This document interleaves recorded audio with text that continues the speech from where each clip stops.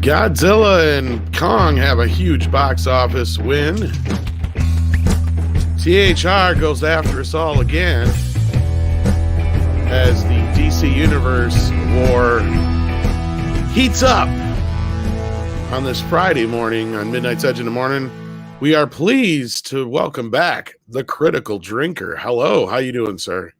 I am excellent, thanks, gentlemen. And it's early in the evening, so I'm not completely drunk yet. So that's always a bonus. Hopefully I'll be semi-coherent when I'm talking to you today. Well, feel free to get as drunk as you need to get through this. And joining us also, of course, is the boss man, Andre. How you doing? Well, greetings, everyone. And I'm so glad to have the drinker here before he passes out.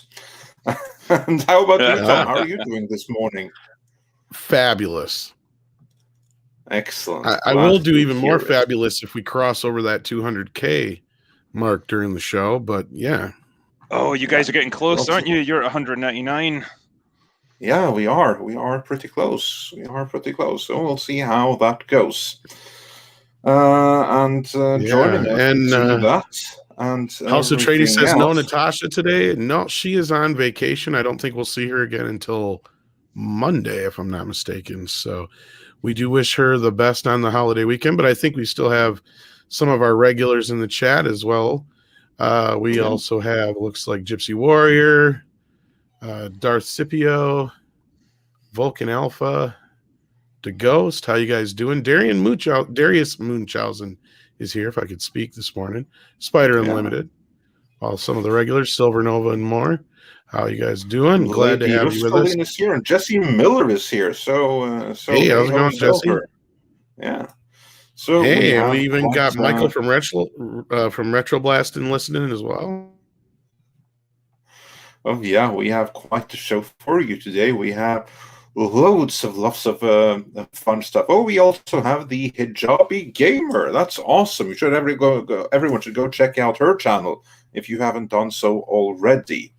So yeah, we have quite a collection following us already, and we have a couple of super chats even. Oliver Klosov says, "Hello from Jax, drinking lager now." Well, it's important to start early, and I see you start early since you're sending dollars. So you're presumably in the US. So that's a man after my own heart there. Well done, Oliver. Yeah. It's 5 o'clock somewhere, right? Exactly, my friend. Exactly. And thank you, Michael. We'll try to do our best to give him hell. And we'll, of course, have Michael on again real soon. But today we've got the drinker with us. Have you been working on anything new lately? Well, I'm about to do my review for King Kong versus Godzilla because I've just seen it today. Well, we'll ask you about that. Yeah, that was an experience. But aside from that, yeah, I've been doing a few reviews on my second channel, Critical Drinker After Hours, where I've got like smaller reviews, like 5 minutes each, on movies that maybe I wouldn't cover on the main channel because there's not time or whatever. And that's been a big hit. It's gone down really well. I did Tremors recently, which was a great movie to talk about. Love that film. Oh, that's a great freaking movie. Have you seen the most recent one of those? I don't know. I've lost count, but like the one in the Arctic or whatever it was. No, there was another one after that, I think. Yeah, they made like 7 sequels, haven't they? Like, I think I watched the first 3 movies, and then I just kind of gave up because I was like, yeah, they're just going to get progressively worse. But the first one is just pure gold. Like, it's a really good example for me about really tight, efficient screenwriting. Like, there's not a single wasted scene in that film, and it's just so well paced. It's so good. And the first sequel also wasn't half bad. Considering it was straight to video, yeah. It had its moments. It had its moments. It had some funny bits in it. I did like the bit where they flee into a building and it's just a shell, and there's nothing to the back of it. It was a good comedy moment. Yeah, there's some good stuff there. So yeah, but I agree. Like the first Tremors, that's a great movie. Shame about the sequels. All of them. So, Well, I shared the link to that other channel just in case people aren't aware of it or don't know how to find it. There you go. The link's in the chat. Yeah. And we also got a super chat from, go ahead and say it, Andre. We also got a super chat from doesn't really say anything, but since it's $4.99 anyway, so thank you. We appreciate that. And Joel Rice says for €2, chill afternoon with you boys. Red wine ready. That sounds excellent. Drinker, do you approve of red wine? I'm perfectly fine with red wine. It's the thing to have when you're having a steak. Indeed it is. Red And wine. Gypsy Warrior says, I really think these 2 projects being canned is a massive step forwards for the SnyderVerse. When those HBO Max numbers release, it's the end for WB. Yeah, We'll hold get into that. thought, because we're going to get into that before long. And also sent us a diamond super sticker, so thanks for that. And before the show, we also had a couple of super chats that I want to highlight. I can't bring them up on screen, but I can tell you what was in them. Bruce Campbell was in Tom's head, says, here, have more money than Wokewood will ever make. And he sent us $2 Australian. So thank you so much for that. And Film Lars sent us 100 Danish krona saying, goodbye, Jesus. Thanks for all the eggs. I'll be sure to pass that along to the Easter Bunny. But yeah, thanks anyway. And Bruce Campbell was in Tom's head, sent us another $2 Australian to help the drinker drop the Jack Daniels and get something good. I've moved on from that, actually. I've got Gentleman Jack now. I've moved up in the world. Oh, nice. Getting posh here. And Brandon Wolf says, Godzilla vs. Kong was the best movie to go back to my locally owned theater for. It was the best night out, wife and kids I have had in ages. Screw the coof. Well, excellent. Glad to hear that you enjoyed it. Now, Drinker, that's actually a pretty good time to get on with the first topic of today before we get into all the DC shenanigans, which is all of the Godzilla versus Kong. Well, not so much shenanigans, but rather like reception among both viewers and at the box office and everything. Now, I know that you just watched the movie and you have a video coming about it, but like quick thoughts. What did you feel about Godzilla versus Kong, and what's your general feelings on the whole like Godzilla versus Kong crossover thing? Just so we know where you stand on this to begin with. So basically, in all my years on this green earth, it's probably the dumbest 95 minutes of my life. But it was also just fun, escapist, mindless, entertainment, I guess.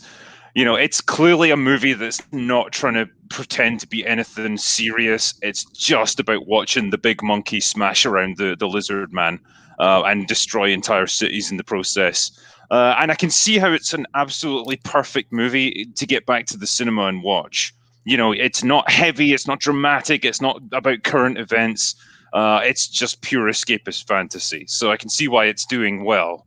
But yeah, like it's legit batshit crazy. I honestly can't make up my mind if I love it or hate it. It certainly brought out a response in you then. And before we go into the response of the box office and people at large, I want to bring up a couple of more super chats that we can bring up on screen.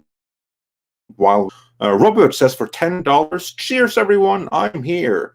Glad to have you here. YouTube unsubbed me, but they put your video from yesterday at the top of my recommendations, so I was able to catch it quickly.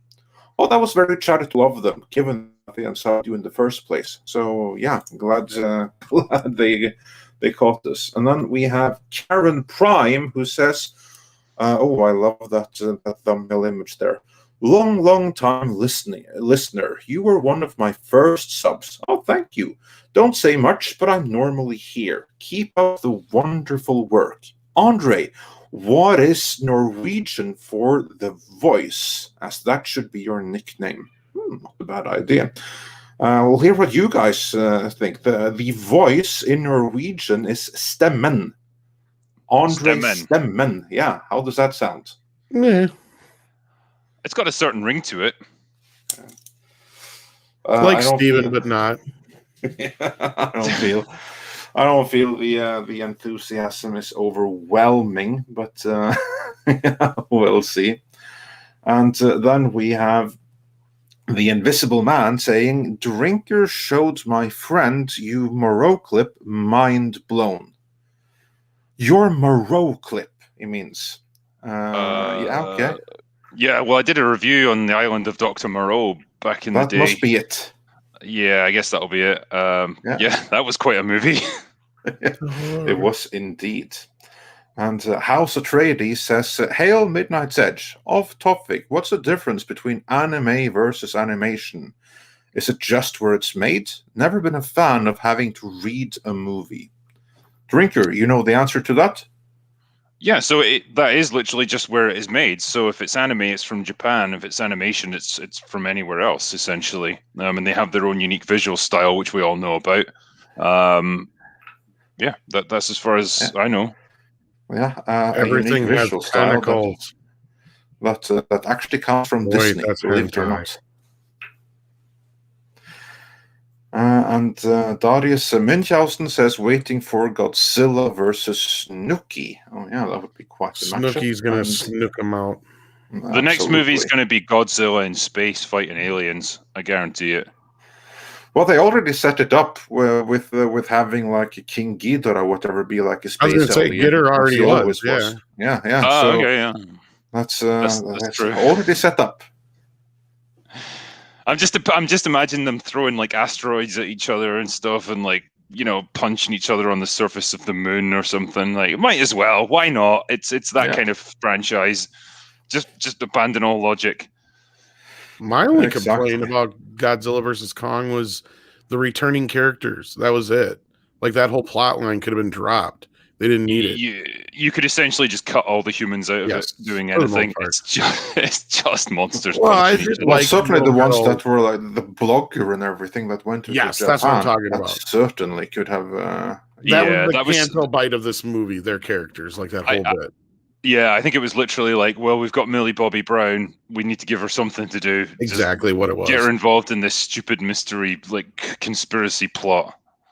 Yeah, and then they made the mistake of telling the audience what it was way early on, and it's something that anybody else in the story could have figured out besides her.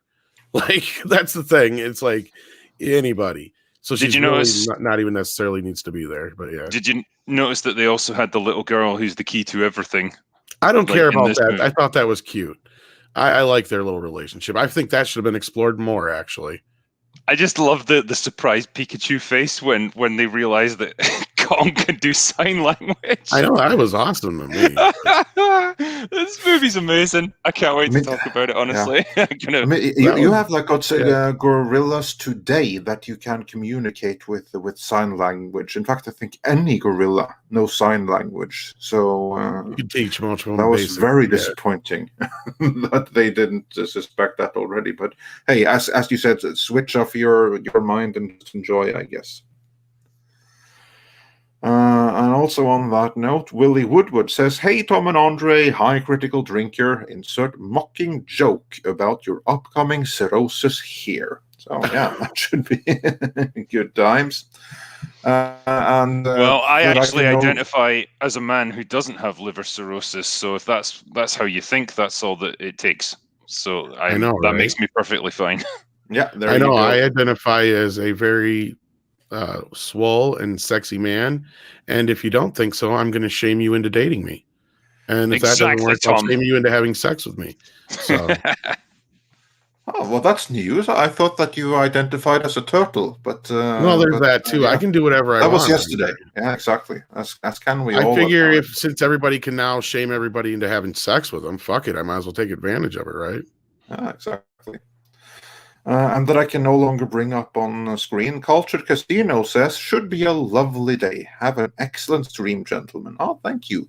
And Jack Hudson sent us a little doggy super sticker. And with that, before we bring up any more, let's get on with the main topic of today, or the first one at any rate. And all other remaining super chats and everything we'll get back to in due course.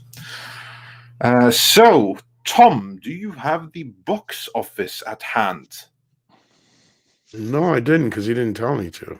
Okay, well, I have it. I know what it roughly is, but yeah. Go ahead. I'll send you the link because it's constantly being updated, courtesy of Deadline Hollywood. So I'll send the link right here, so we can bring it up. And the moral of the story is that it's doing complete and utter rubbish. Had this been a normal situation, but given that it isn't, it's doing pretty okay. Actually, I'd argue that that's not even that bad for like a normal situation. That's what's surprising to me, because in its first 2 days, I mean, if this was normal, that's still not bad for a regular movie. But you're right. Like, if this was a normal setting, this movie would be doing Infinity War numbers probably. Yeah, probably. That's kind of like what I'm saying. It would have absolutely blown up the box office if this was a normal situation. I mean, I don't know if it would be quite Infinity War levels of box office. Like, if none of the I don't know stuff about had that. happened. But you have 50% in some places of capacity. I think so. And it made 9 million in one night. And that was just the one night. It's much easier to get up to like 50% of capacity and stuff when in the current situation, because the people that are desperate to go right now, they're the ones that will be going, and everyone that would be like on the sidelines otherwise, they wouldn't be going. And you don't really see that, so it's very difficult to see if something would I have get been what you're like saying, but I know War a lot level. I know a lot of people who have HBO Max who are actually opting to go see it in theaters first, or also. So there's that. And then I think last it would have night, done Joker numbers easy. I don't know that it would have done Infinity War numbers. I don't know that this would have been like the biggest movie ever. Or no, I'm close not to saying it. that, but I would say it's getting close. It would be getting close to that. Infinity War did 30 million, I think it was, its first night.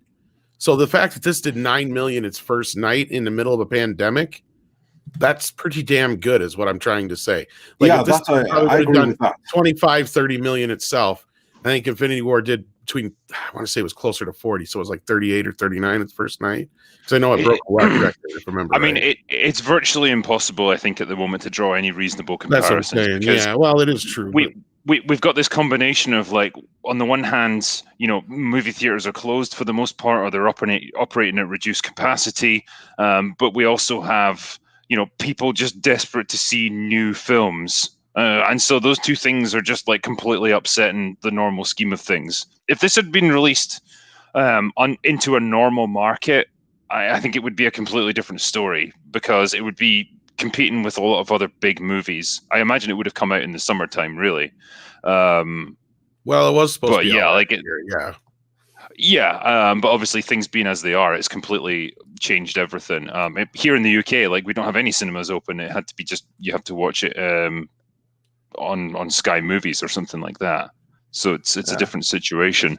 Or take to the high seas or something. So yeah, exactly. International availability absolutely varies, let us say, on this one. And so, I think it would have done huge, but I don't think it would have. But had this been a year and a half ago or 2 years ago, I don't know that it would have done more than Joker numbers, because I think that it's getting like an extra boost, given that the people that were desperate to go back to the cinema or really wanted to. When's the last time? There is one other thing. Coming. I mean, if this had been released under normal circumstances and it did more than 500 million, I would be shocked. Like, there's no way I could see it doing more than that for the quality of what it is. No way. Yeah, but you got two of the biggest titans together. There is one other thing that I did notice, because I had the same problem, and I checked myself if others did. The one thing I had an issue with in the US that I didn't have with the Snyder Cut, and that was HBO Max buffering or having issues altogether, including there was quite a few people tweeting that, well, guess Godzilla versus Kong is not happening tonight. Buffering issues. Yeah, so there's a couple of stories out about that, because I had the issue too, but I wasn't sure if it was just me or not. So that's one thing that we didn't have in the US with the Snyder Cut. But there was in other areas. But this did disrupt HBO Max. There were so many people watching it, and it was so bad. Even this morning when I tried watching it again, I couldn't get it to play, and I wasn't going to watch it all digitized when I did get it to go. I'm like, fuck this noise, because I was going to watch it again this morning. Because you're right, it's not like a great movie, but it's popcorn fun that you can just turn your brain off for 2 hours and watch the monkey and lizard fight.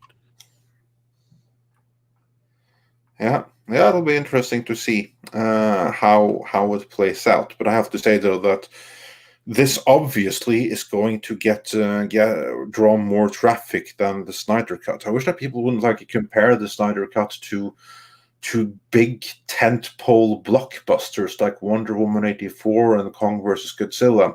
Anyone that thinks that they're competing on equal fields, they're not. That apples and no, oranges. I know, but people were hoping that was going to happen with the Snyder Cut, is what I'm trying to say, and it only happened in a couple of small areas. Yeah. But still, so but it looks to have been pretty successful for AT&T and Warner and Legendary relative to the situation. Of course, they're never going to get the money on it that they otherwise would have had this been a normal situation. Right. But given that it's not, I think they have to be pleased. And it already made 120 outside of the U.S. before this weekend. Like, that's another thing that needs to be pointed out. And I mean, I would argue Critical Drinker, I think it would have done better than the 500 million, because that's what the last Godzilla film did. And that movie was slow moving in the theater, and I think it picked up a lot more fans on video. So I think this movie had a little bit more pent up want for it. And I think it has more to do with kids really got attached to the last one.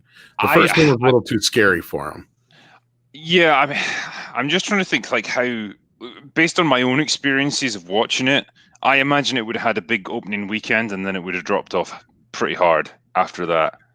Depends Because on the competition, but I agree with that. I agree that in normal circumstances, we might be looking at the Batman v Superman here, something that opens massive, and then pretty much tanks, because I don't know that everyone is going to be as endeared with the movie as the fans are. But maybe that's me. Maybe I'm just being critical because the movie wasn't for me in the first place. Well, I'm not kidding when I've said we should go back, and it's one of the only films where I think we should revisit the post-mortem, because the way the movie performed, the opening weekend for Godzilla versus Kong was shit. But then after that, it went up and up and up. It just continued to play to the end when it did I think it was 400 some million just in the United States alone. And that was comparable to Kong. So they were on an upward trend from the first film. So I have a feeling this would have done probably in that $600-700 million range easy. Wow. Yeah.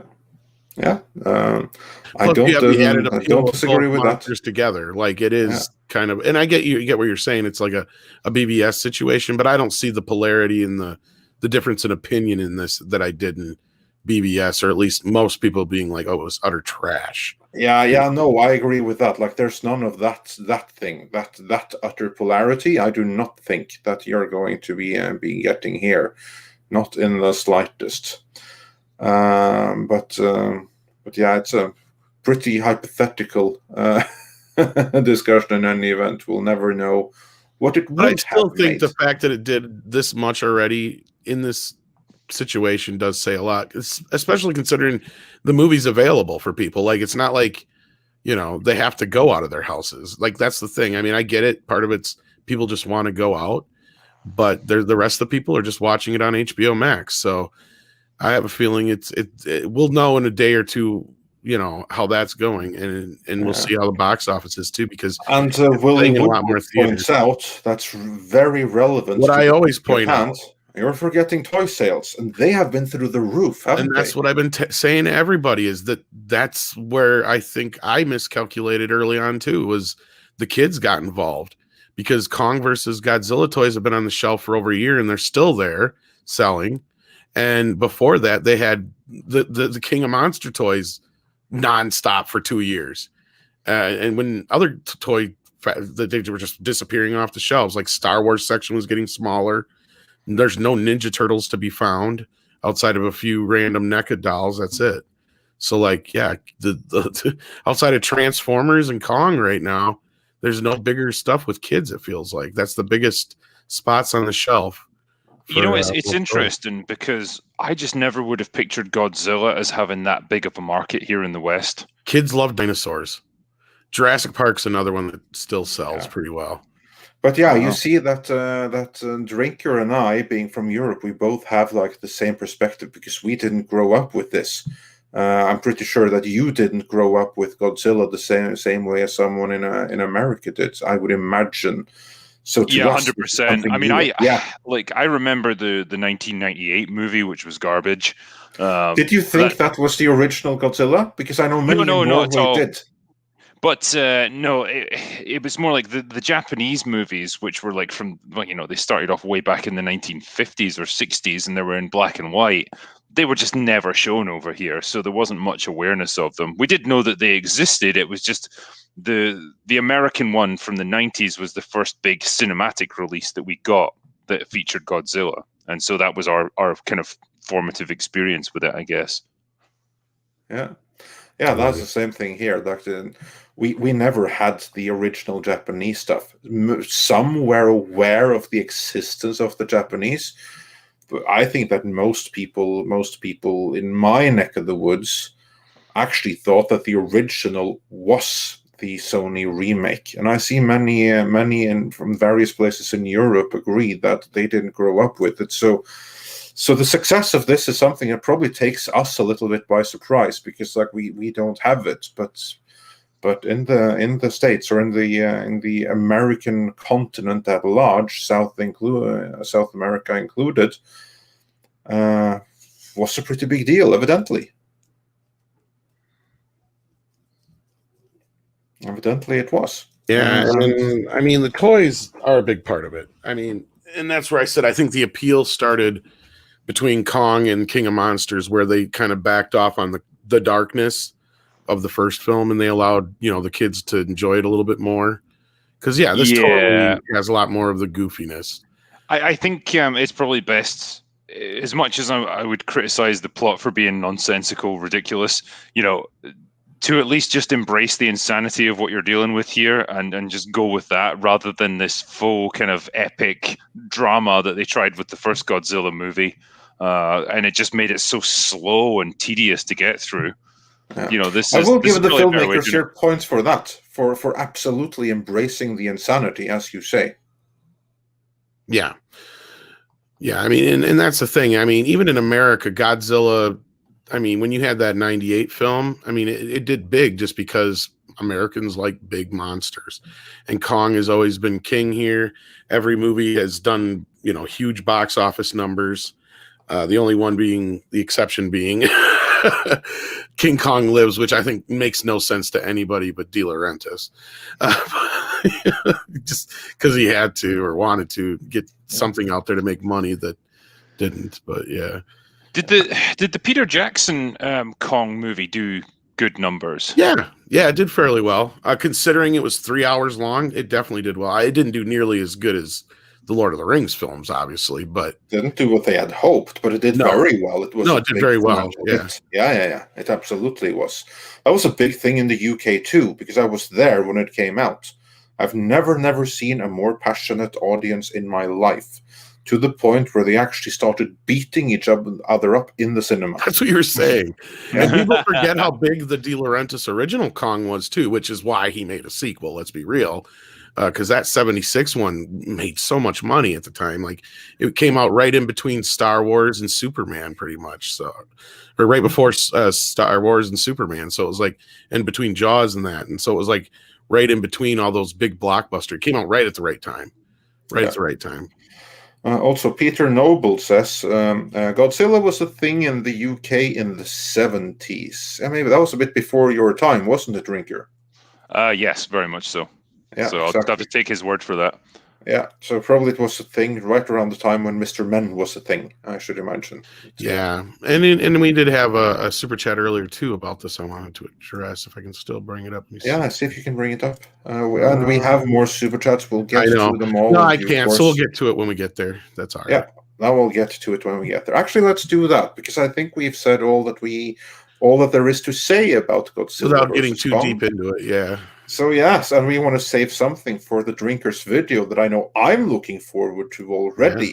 So yeah, let's do a couple of super chats, then we move on to the next topic at hand, which is Hollywood doubling down on attacking fans yet again. So that should be a real hoot. Then before then, let's go get caught up a little bit on super chats. Uber B Man asks, who would win, Tatiana or Godzilla? To which I wonder, who the hell is Tatiana? Well, Andre. Yeah, Tatiana, man, she's not that strong, but she's quick with a blade, so you got to watch yourself around her. Trust me on that one. But I wouldn't fancy your chances against Godzilla. I think he's got the size advantage. Never underestimate size. Yeah, I think that probably answers it for everyone. And Gypsy Warrior wonders, are you looking forward to the Long Halloween film? I guess that this would be an animated Batman movie, The Long Halloween. It sounds like it. I've heard good and bad about it, so. Drinker, are you looking forward to The Long Halloween? I know nothing about it, I'm afraid, Andre, so I couldn't tell you, man. Yeah, I only just connected the dots that there's like something like this in the works. Isn't that part of this? I was gonna say, isn't that part of the story they're using for the Pattinson movie? Yeah, that's part of it. But again, they used part of it in The Dark Knight as well. So it's kind of like the Wrath of Khan, you know. It's like something that they use. Yet I still don't have Kingdom Come.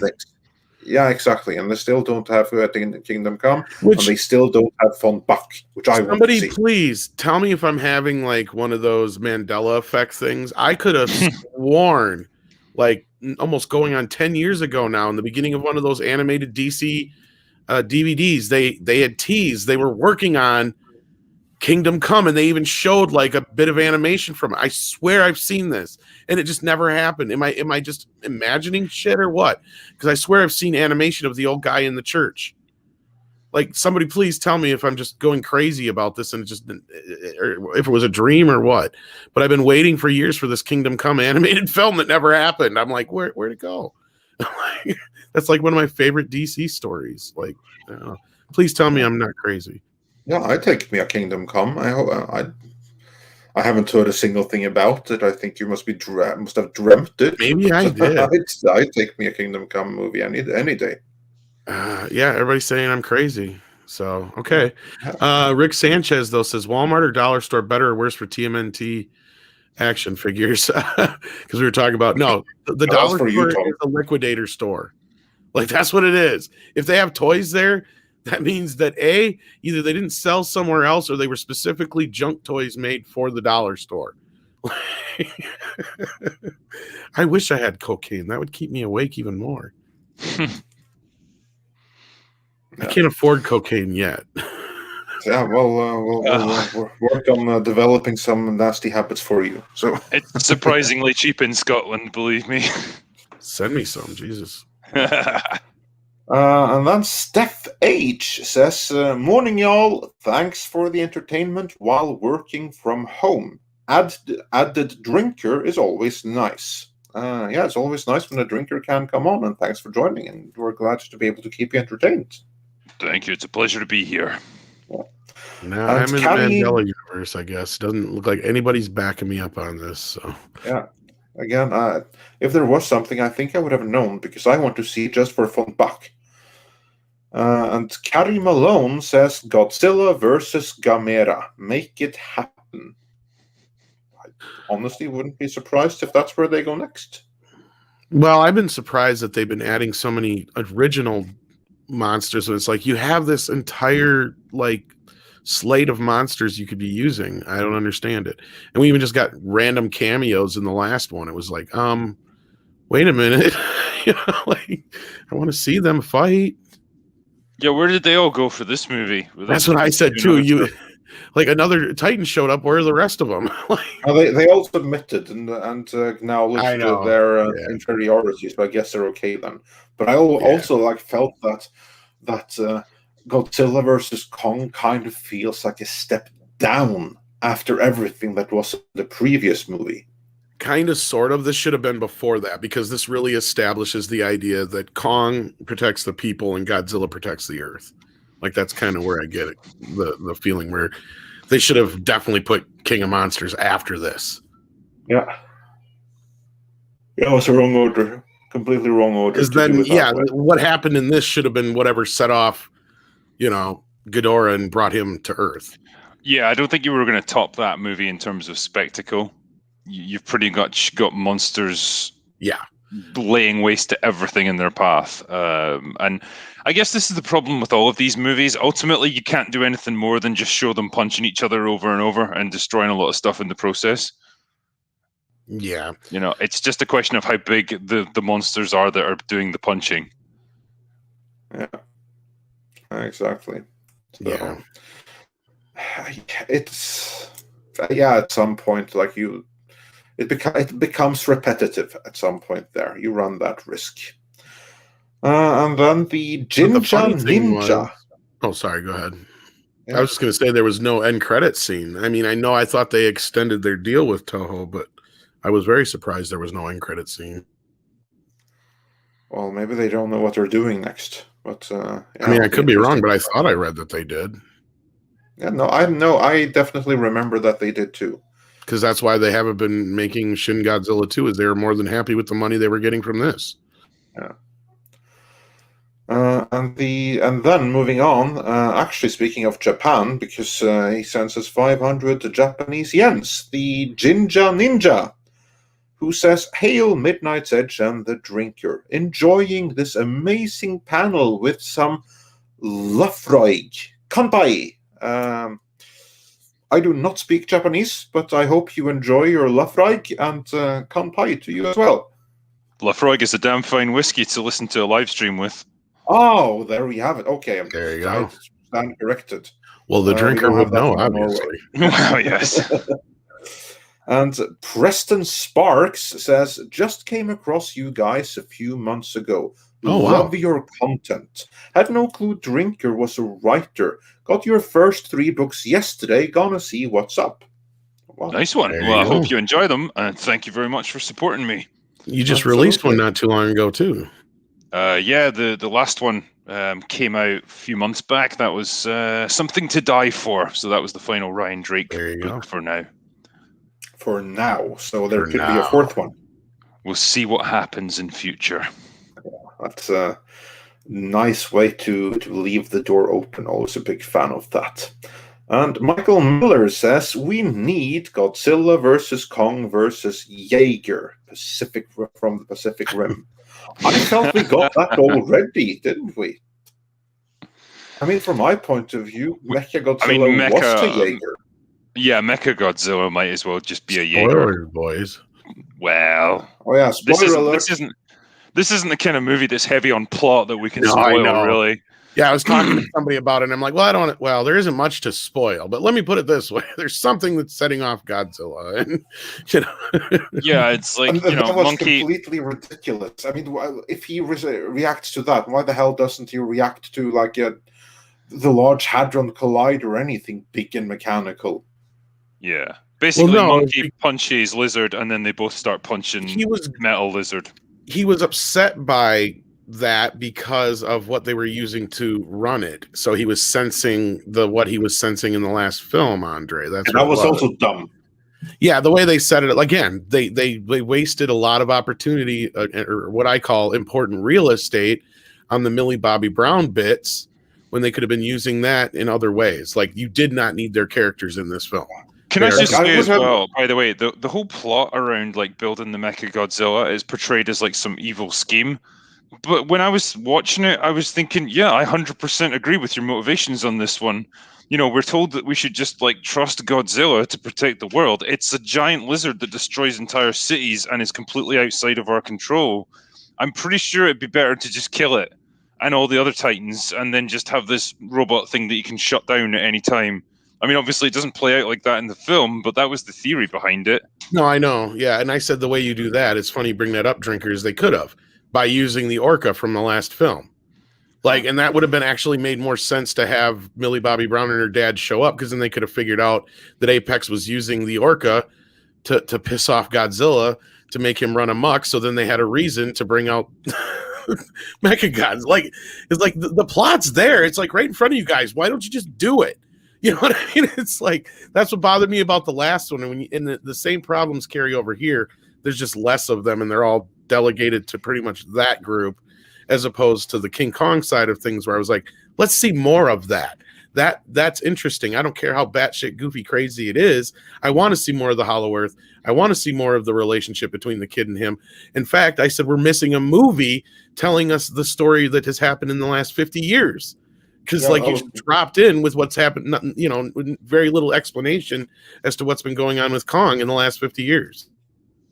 Yeah. Yeah, I agreed completely on all points. And really, yeah, you didn't need any real explanation as to, okay, Godzilla's going apeshit, batshit crazy. Okay, very simple. Then all you had to do was have Skarsgård character happen to figure out through the daughter character what they're doing, and that's all you need. You didn't need that other plot. I just love as well the line that will never, I'll never get over it, is Godzilla's hurting people and we need to figure out why. Yeah, that's what I'm saying. Like, really, what has Godzilla done throughout his entire existence if not hurt people? He's the size of a fucking skyscraper. That's what he does. No, and you're right, because the government probably would make something like that as a backup, and that's what would make sense, is that it would get away from us. But it makes complete sense to make that backup. It's just like that guy in the original Ghostbusters movie. I forget the character's name. Oh, Walter the guy Peck, who basically, exactly, Walter Peck. He was right all along. You probably shouldn't make a freaking nuclear reactor in your basement without some kind of supervision. I think the fact that you can tell they cobbled this shit together in the first place, he's right. Yes, because when they first switch it on, and the way they react, they're like, oh shit, this is going to blow up. Like, even them backing up is going to do anything, but it's just the fact that they cobbled this shit together, and it's probably not any kind of regulations whatsoever for it. No. So yeah, of course Walter Peck was right. He should have, as far as how he did it though, that's the whole thing, like with this movie is I feel right. That's just like you blame his personality, but he was completely justified in everything. He was right all along. I mean, he was wrong for shutting down the containment unit, but again, he was wrong in that. But that was just like, but the idea of it made, and that's what I'm saying. Same thing here. They were right in wanting to build that, but then it got away from them because of the way they built it. So anyone out there with a little engineer budding inside of them, if you ever feel like building a nuclear reactor inside of your basement, just don't. I miss the 50s when you could get away with doing shit like that. You mean when they had nuclear decay material in toy sets? Exactly. Exactly what I was thinking. Well, I got to imagine that's how Doc Brown got so good. He can get a hold of shit back then. He didn't mean so much then. That's why I thought it was kind of funny when he made that joke in the movie. It's like, it was probably easier to get a hold of plutonium back in the 50s for him than it was now, especially considering, the kind of hint that he was part of the Manhattan Project and all that kind of shit. That's where he came from or whatever. And I think they even used that in the comic book run. Well, he mentions that his paternal grandfather's name was Von Braun. Yeah. Yeah. So that was pretty awesome. Yeah. Have we changed it?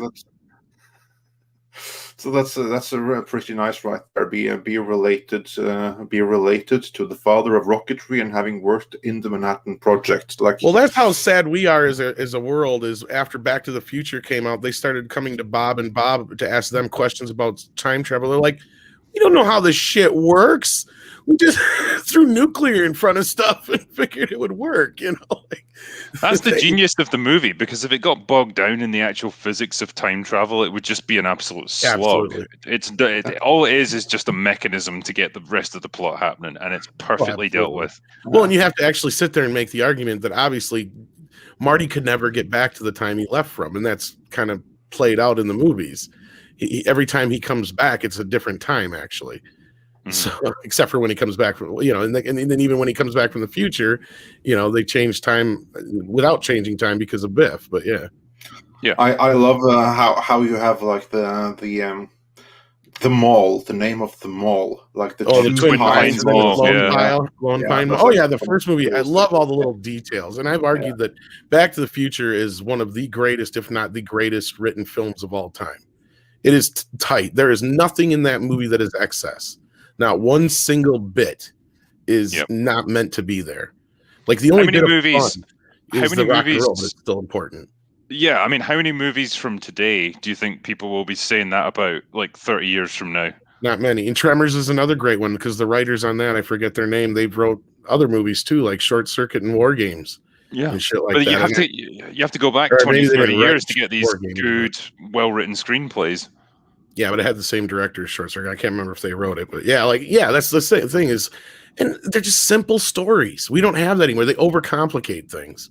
Even this film that we're talking about, Godzilla versus Kong, that's the problem with it. They're overcomplicating the shit. Same thing with the last one. It's like, you didn't have to go this complicated. You really didn't. It's pretty simple. You just want the monsters to fight. It was the same thing with Batman v Superman. You didn't need all that excess bullshit to get them to fight. You got more than enough reason in the first 20 minutes of the movie when you show, Bruce Wayne's side of things. It's like, oh yeah, I can see why Bruce Wayne would be pissed at this guy or alien or whatever, like that makes sense. You didn't need all the extra push, Yep. Yeah. And but anyway, back to Super Chats. Yes, I want to get through a couple more Super Chats before we get into Hollywood attacking us all. Here's one I can get on screen right away. Al Manuel 0311 says, "Hail chat, hail Natasha, aka the Sledgehammer, hail John 42, hail Bossman Andre, hail Tom, and last but not least, hail Drinker. Take this cash." Oh, thank you so much. We'll buy the drink. And also that came in just now. Justin Fountain says, "Hello, gents. Been to my Walmart, and only major toys are Godzilla, Kong, and Jurassic World. Slim pickings for Star Wars and Marvel/DC." Yeah, that's what I've been saying, guys. I mean, I know they're all different, but they all are similar in the amount of space that they give these toys. And that's very synonymous with how they're selling. He-Man has a pretty good sized area at Walmart, but that's also exclusive to them. So that's why they push that a little bit more. But yeah, I mean, outside of Transformers, Jurassic Park, Godzilla, the rest of the stuff, the stuff that you would consider the big stuff, they have no room for anymore. Star Wars is down to a minimum, like a bare minimum in most places I've been to. So that's sad. Like Ninja Turtles is non-existent. G.I. Joe is making a comeback, though. Hey, I've always got time for G.I. Joe. That should make Jeremy at Geeks and Gamers and our Rob happy as well. Oh, I loved that show when I was a kid. I even loved the movie. I thought that was really good. G.I. Joe. I always liked the theme song. I like that one. Well, the weird thing about it, they didn't actually call it G.I. Joe over in the UK. They called it Action Force. Yeah.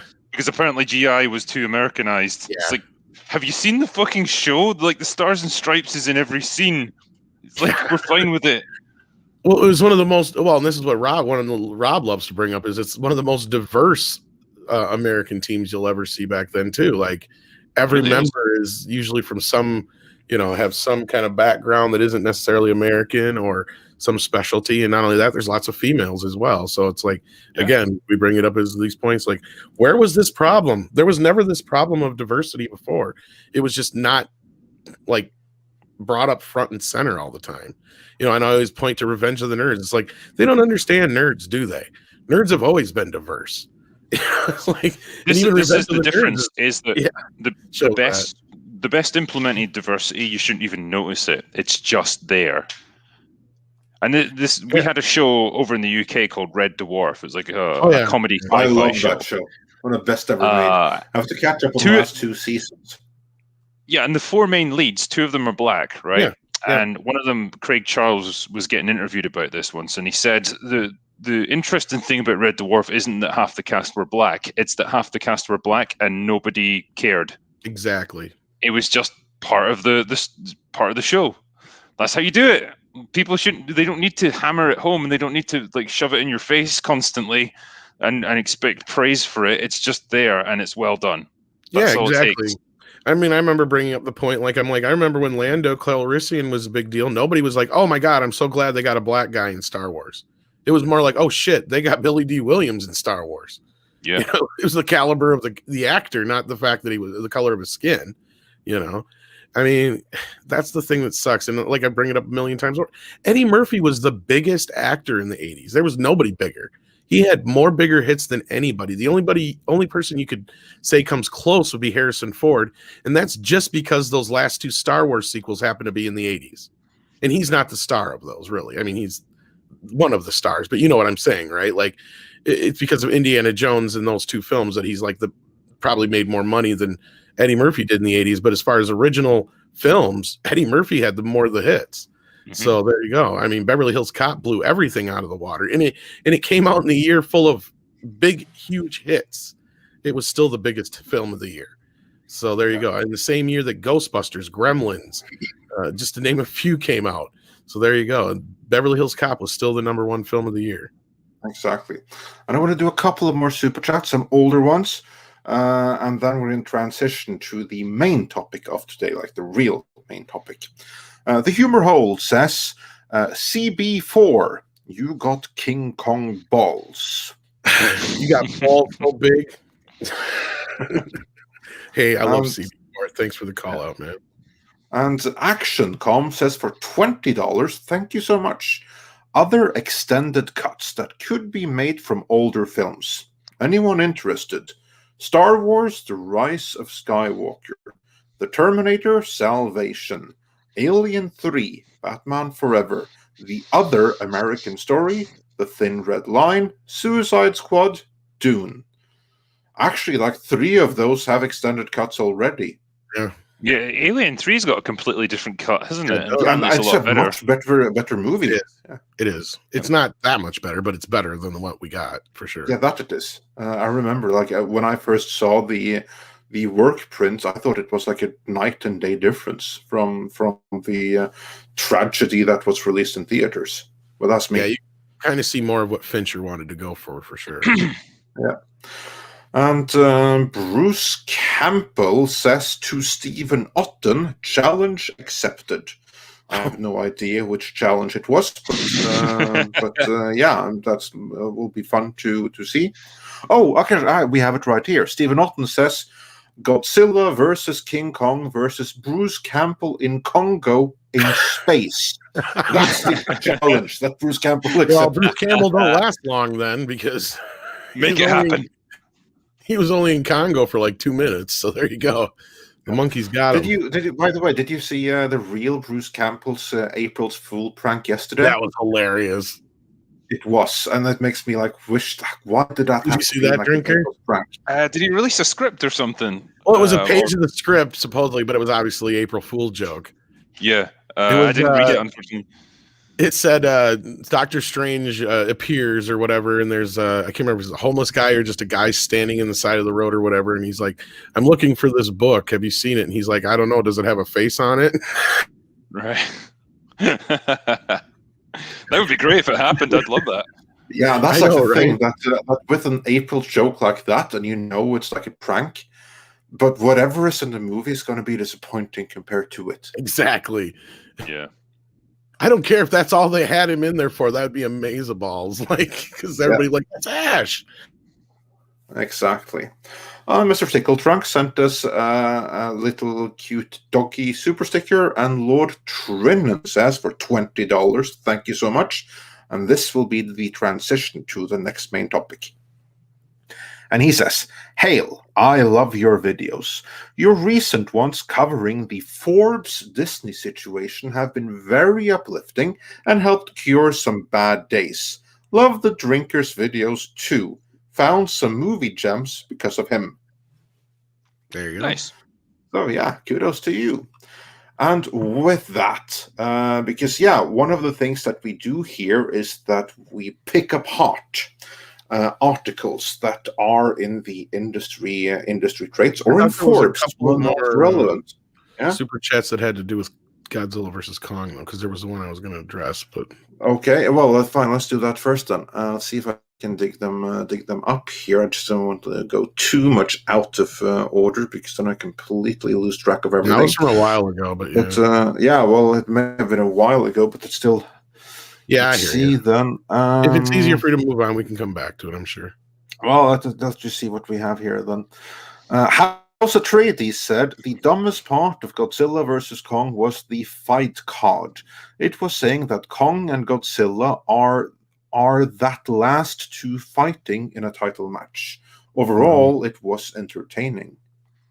Yeah, that's not the one I was talking about, but yeah, that was where I was wondering, like, where are the rest of the monsters? But like you said, they already bowed to Godzilla, so yeah.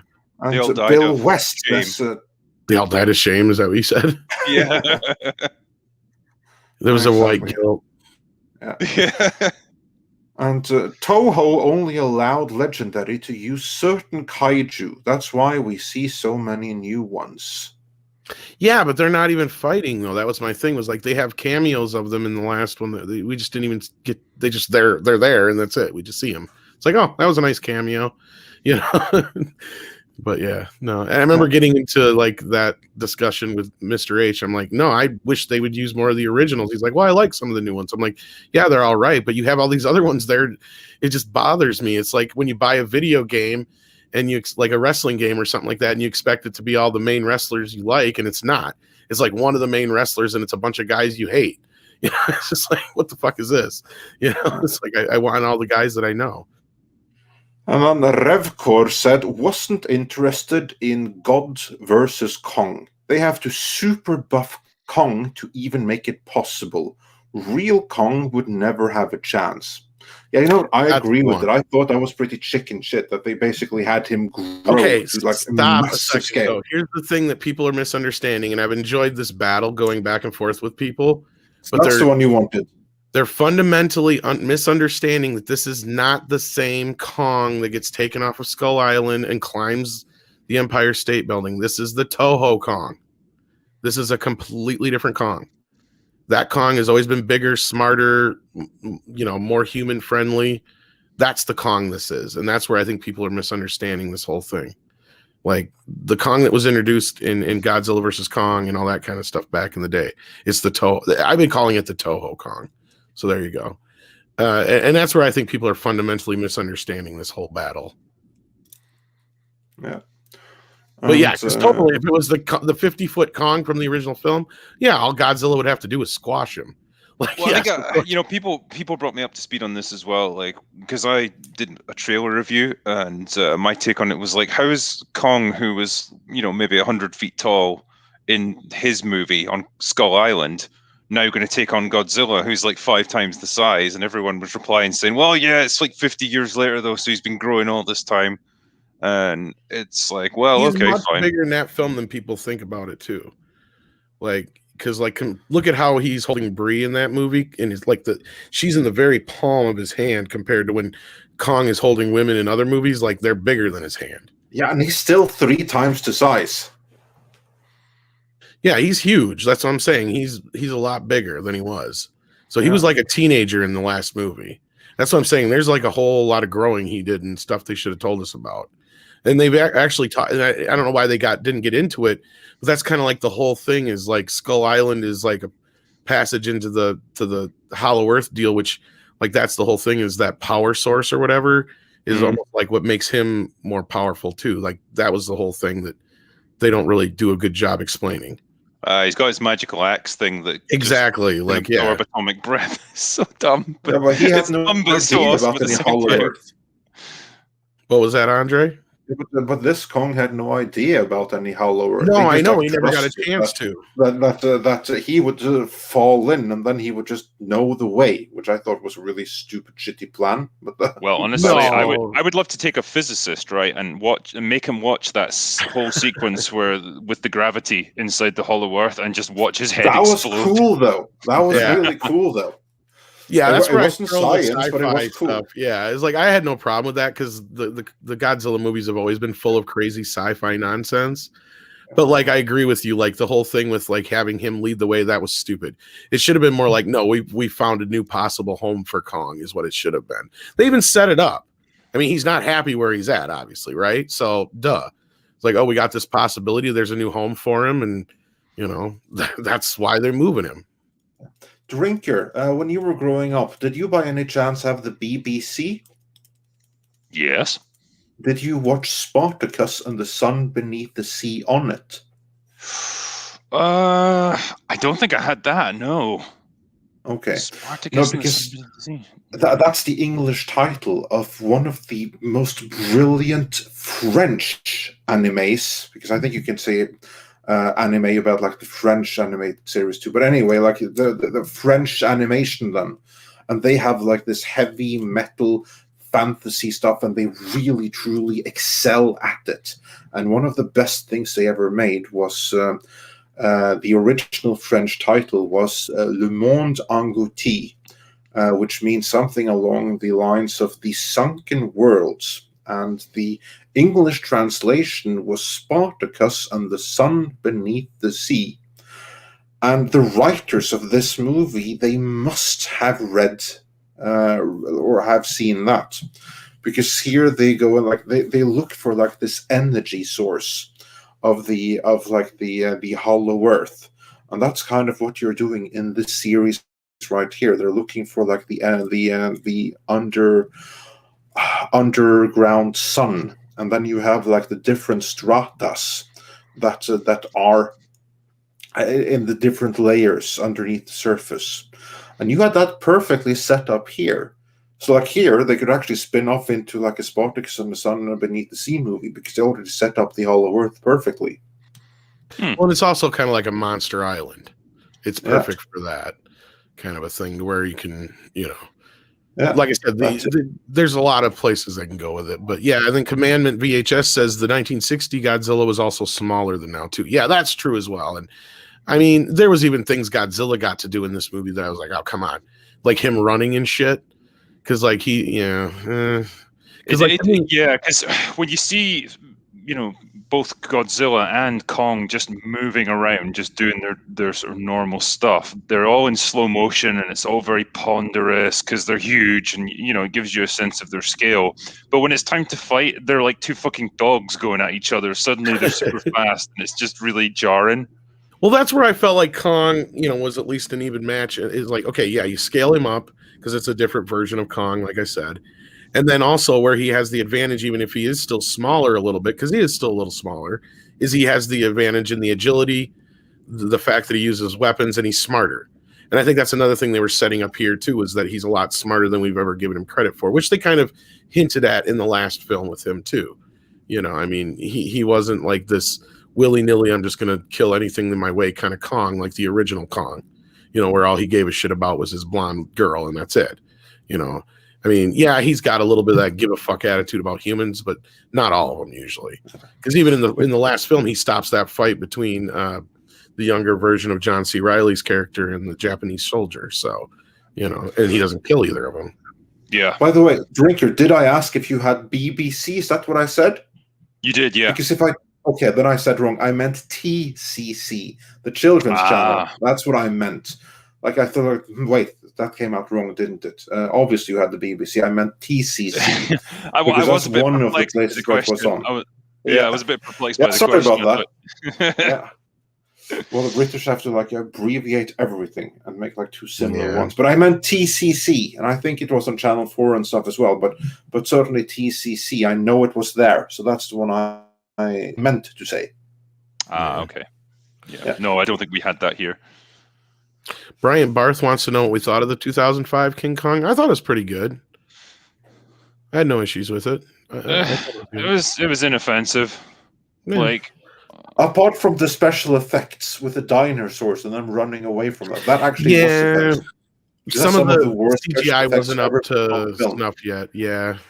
I remember like thinking that when I saw it in theater, which I saw in Bath Spa back in 2005, with people beating each other up in the cinema over the movie, I was literally like thinking like, what horror is this when the dinosaurs looked better in Jurassic Park more than a decade ago than they did in that movie? Yeah, the difference though, they were not underused in Jurassic Park, but they were used sparingly. Yeah. And so they could make them look good because they were only shown for short God, I can't get the words out, for short periods. Right. Whereas they're just everywhere in the King Kong movie, and it's always broad daylight, and it's too much. Kong was also, I believe, Jackson's first attempt at doing completely CGI effects. Because if I remember right, because obviously, Lord of the Rings has a lot more physical effects than most people think that it does. It's a lot of times just like camera tricks and stuff, as opposed to this, where Kong was 100% CGI through the whole thing. All the monsters and stuff were CGI through the whole thing. I remember them making a big deal out of reconstructing New York in the computer to make it look like the 1930s New York, all that business. So I agree. Like, they did some great work with Kong, but as a person who's not a big fan of CGI, pretty much everything else fell flat. And we got a huge super sticker from Mr. Tickle Trunk. Yeah, who sent us 50 Canadian dollars. Thank you so much. Really, really appreciate that. He says, "Happy Friday." Well, thank you so much. Indeed. You do not have to Thank do you. that. You're our wrench. We should be sending you stuff. I still got to get you guys a shirt. But we really do appreciate it. So thank you so much. Indeed. And Aries points out that Yes. Jill Varren did start Hollow Earth stories. No, he wrote. I don't know if he invented them. I think the concept predated him, but he certainly wrote Hollow Earth stories. At least one of them that he did. Which is a pretty cool concept. Complete sci-fi, but cool concept. Yeah, and then back to the Kong thing before we move on. I do remember the 2005 Kong. I know they were pushing to get that thing done, because that was one of those movies where I remember the CGI was not even done yet in the trailer compared to the film. I don't know if you guys remember that, but there was like that big shot of Kong growling at the T-Rex, like it was not completed in the trailer, if I remember right. Oh, okay. Like they were pushing to get it done. I think somebody even said that they outsourced some of the CGI. That would make sense too. If Weta didn't do all that, then that's probably why it looked like crap. I'm trying to find it, but I can't find it here now. Yeah, and I went to that. I thought it was a bloated mess, but hey, that's me. Overall, though, I didn't mind them going back to the 30s and stuff. I thought that was cool. No, that was a good touch. I like that. Set it in the same year the originals was set. Well, that was good. It gets. I mean, at least it gets around some of the ridiculousness of like the island being, unknown up until now. It's like, okay, I can get 100 years ago, people haven't explored as thoroughly, and makes a little bit more sense. At least in the 70s when they're just like, they knew it was kind of there, but they just didn't give a shit until they realized there could be oil, kind of thing. I mean, at that time, it was just a few years since the race to the South Pole, and still hadn't been to the North Pole. Right. So that actually makes sense. In 1933, it was like a good time for it, absolutely. But with that, shall we move on to the main topic of the day? Yes, let's. That fucking hit piece from THR. Yes. Tom, can you bring up this hit piece? I'm working on it. And give us a brief lowdown on it. Well, the brief lowdown is, it's just like every other thing that we've come to expect out of the modern media in the last few months, weeks, whatever. It's a big hit piece on fandom. That's exactly what it is. The title is From Justice League to Star Wars. Studios reckon with toxic fandom. Where did I send this? So there we have it right there. Did I send it to the that did you get it on screen? No, I got it.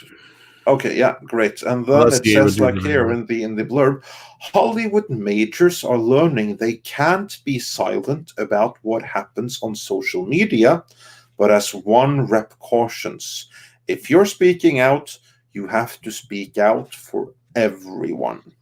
So basically what they're doing here is that they're calling for the industry to take a more active stand against fandom and for diversity and everything like that. Basically, you can say anything you want as long as you have the right persuasions. But Tom, give us some more detail. Right on the heels, though, ironically, of the whole YouTube pondering getting rid of the dislike, but or at least making it to where we can't see the amount of dislikes a video have, which is being pushed by our president, I believe it or not. Yeah, I do believe that may have something to do with Yes. with the most popular president of all time, and hiding Abraham any kind Lincoln's of got a dislikes from YouTube there. channel. Yeah. Hmm? Abraham Lincoln's got a YouTube channel. No. He would be the third most popular president of all time, according to the people pushing for this. Says who? Y'all are funny peoples. Yeah, but of course this comes on the heels of the whole Justice League thing, and of course, I wonder who they're talking about right in this very first paragraph here. I'm not going to read the whole article, but I'll read this right here because this is interesting.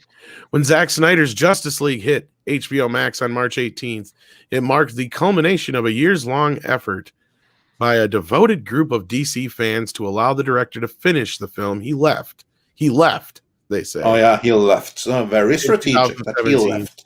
Yeah, no, it wasn't the fact that, the tragedy was used to shit can his ass. But anyway, along the way, forced out of would be a more appropriate description. Along the way, Snyder fans raised $500,000 for suicide prevention. And if you'll remember, a big chunk of that came from where? I believe it was like this little channel called, could it be Geeks and Gamers? I think that was the name of it. Something like that. Yeah, I think that. Something like that. Yeah, I think it might have been that. And, those horrid, toxic people. Yeah, despite the positives, a small but vocal segment of the fandom used social media to threaten and harass fellow fans, as well as Warner Media executives they perceived as standing in the way of the cut. Yeah. Here, I would like to call attention to something.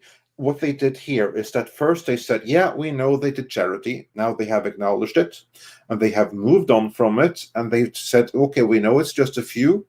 Now they have to pretend that it's not a few anymore. From here on out, they're treating the entirety of the fans as if they're toxic and problematic for the remainder of the article. And then they have kind of like defended themselves by saying, oh, but we hedged. We said this and we said that. And then they can get into the hit piece. This is very careful verbal manipulation in this article. Absolutely. Just to prime you, get you moving in the right direction so they can hit you with it. Well, I wish I could be more surprised about this article. That's the funny thing. But we knew this was coming. And I don't mean that in like, oh, we knew it was going to happen. Like, no, I've been hearing enough shit. Like, this was all kind of calculated. And I believe some of this kind of blew up in their face and how they were going to use certain events in local events in the media to push things. But I'm not going to say what because it'll probably get us pulled down. But you can go ahead and just, use your imagination as much as you want. But yeah, so then it goes into, of course, taking it all the way back to Ghostbusters. Yeah. So, it has to say there was Ghostbusters. Then, I love how it says Captain Marvel's. I'm honestly surprised they didn't mention that gate that had to do with games. Yeah. I just might as well throw that one in there as well. It's just in their minds. It's like, we'll just throw all these negative things together and just hope that they somehow congeal in people's minds. Oh, but it gets better because this is the sentence that really made me want to throw shit last night. So besides the whole being blamed for Captain Marvel being sandbagged, which I thought, wasn't that Russian bots anyway? Is it always? Well, that's what they said at the time. It's so nice to be able to blame Vladimir on his bots, isn't it? Yeah. And this is the part that I love the best. And Lucasfilm was silent as Star Wars stars John Boyega and Kelly Marie Tran endured racist abuse. Wait a minute. Time the fuck out. The only racist abuse I remember John Boyega taking was from the studio itself. I don't remember any campaign going after him. Yep. Where did this bullshit come from? I don't think it was even. Yeah. Go ahead. I don't think she even confirmed that was why she left. No. So you read her op-ed, it's Hollywood's fault. That's why she felt that way. Yeah, but things like this are just predicated on, well, we'll hope that people don't bother to do any research on this and just take us at our word. Here's the kind of thing to keep in mind, though. This is the Hollywood Reporter. So this is not the case of a journalist wondering, I have a quota to fill. What shall I write today? No, it doesn't work like that. Here you have some studio head honchos that basically say, hey, we need some talking points out there. So they call up the Hollywood Reporter, they call up Variety, any one of the two, usually a little bit of both. And they say, we need you to put an article like this out there. You can use these and these quotes from us. And then these things happen. And what this is basically, as Kamran Pasha pointed out last time we broke down that Forbes article, that stories like these are the industry, like the tops of the industry, telling everyone else, these are your talking points. We have now declared fans to be toxic, and we cannot adhere to the toxic parts of fandom. So you all must know that, and you must repeat that, and you must keep that in mind at all times. That's kind of like the purpose of this. And then they basically supply the narrative, and they supply the talking points. And of course, that they are easily picked apart, and they're filled with bullcrap. Yeah, that doesn't really matter much, does it? I'm sorry. I forgot. Yes, I forgot. John Boyega did face abuse from the fucking Raylos. Sorry, Drinker, you were going to say something. I mean, I love the massive amounts of sodium chloride that are flowing over all this stuff. It's whenever the fans don't do what either the news media or the studios want them to do and don't like the things that they're told to like. With this one, with the Snyder Cut, it's like people pushed for it for a long time, and the studio obviously never wanted to do it. They kept trying to tell them over and over again, you're never getting it, it's never going to get finished. And then one day they get overruled, and then boom, it's out there. And it does surprisingly well. And it just, in their mind, it's like, you should just accept the things that we give you and don't question them and don't push for anything else. And it's funny because that's literally exactly what they said. And this would be the head of Warner Media, said more or less exactly those words in the article from a week and a half ago, which was put out like days after the release of the Snyder Cut. The one where they said that the SnyderVerse is done with and we're not pursuing the David Ayer cut. There she literally said, like, oh, we want people to say what they want and be vocal and supportive, just so long as they're supportive of what we already want to do and have decided on doing anyway. Don't support Snyder Cut, support us. That was kind of like the message. Yeah, imagine if they were overruled again and they were forced to release the Ayer Cut and it turned out to be a huge success.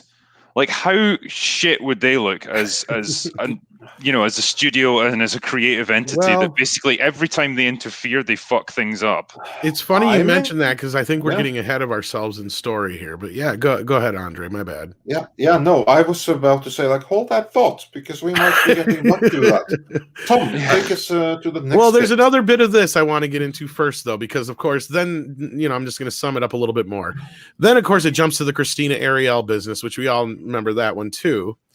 And then it gets into some more. Highlight the defense of her because here's like the thing. Let's see here. Okay, the reason that many had an issue with her is her previous comments where she denouncing systematic racism, according to her. To this, what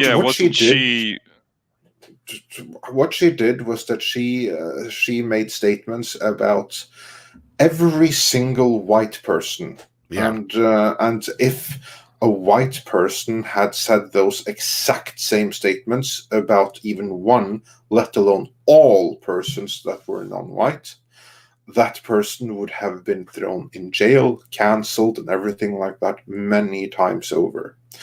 But of course, it's okay when it's said against Caucasians. And she repeated those statements many, many times over. This, of course, is okay because that's a necessary thing to fight for equality. And, but this is the great thing though about how the internet never forgets. And when you put stuff like that out there, and it's there for people to literally just quote tweet or just screenshot and put there and say, hey, you claim to be fighting for this stuff, but here's a bunch of things that you yourself said that we can verify. Guess you look pretty dumb now, don't you? And everyone can see it. This is the thing. Like, it's not some like subtle behind the scenes thing going on here that nobody's quite aware of. It's like there publicly. So like, how are people meant to react to that kind of thing? Yeah, and this is funny because then there's this quote here from Bailey that says, a lot of people had been on their own managing the backlash of long and deep-seated racist stereotypes alone, and having the entertainment industry understand that it makes a difference when they come forward and support you. It's a huge turning point. But then, of course, they have to dance around the fact, well, unless you're Gina Carano. Yep. Because, they have to, and of course, hit home the same narrative as they always are. I'm not even going to get into what they say because you know what they fucking say, she said, which isn't true. And then they talk about Kelly Marie Tran some more. And then they talk about a lower profile rep of Disney that faced racism. I don't know who the fuck that is, but whatever. Unless that's that Justina chick, but that's not a rep, that's a writer. You can only do so much, they say, but if you're speaking out, you have to speak out for everyone. Well, you're not speaking out for everyone, then are you? That's the thing. Yeah. Essentially, what she's saying there, I should just be free to insult people as much as I want with zero consequences because it's me. And the rules that I hold other people to don't apply to me. Yeah, pretty much. Then you've got, if you ignore them, you are silently condoning what they do. I understand they need to have zero tolerance policy. According to O'Connell, the author of Release the Snyder Cut, the crazy true story behind the fight that saves Zack Snyder's Justice League. That sounds like the guy you want to write in that book. In theory, though, toxic fandom is paradoxical. Sure, you've never been to a Star Trek convention. Fandoms are supposed to play.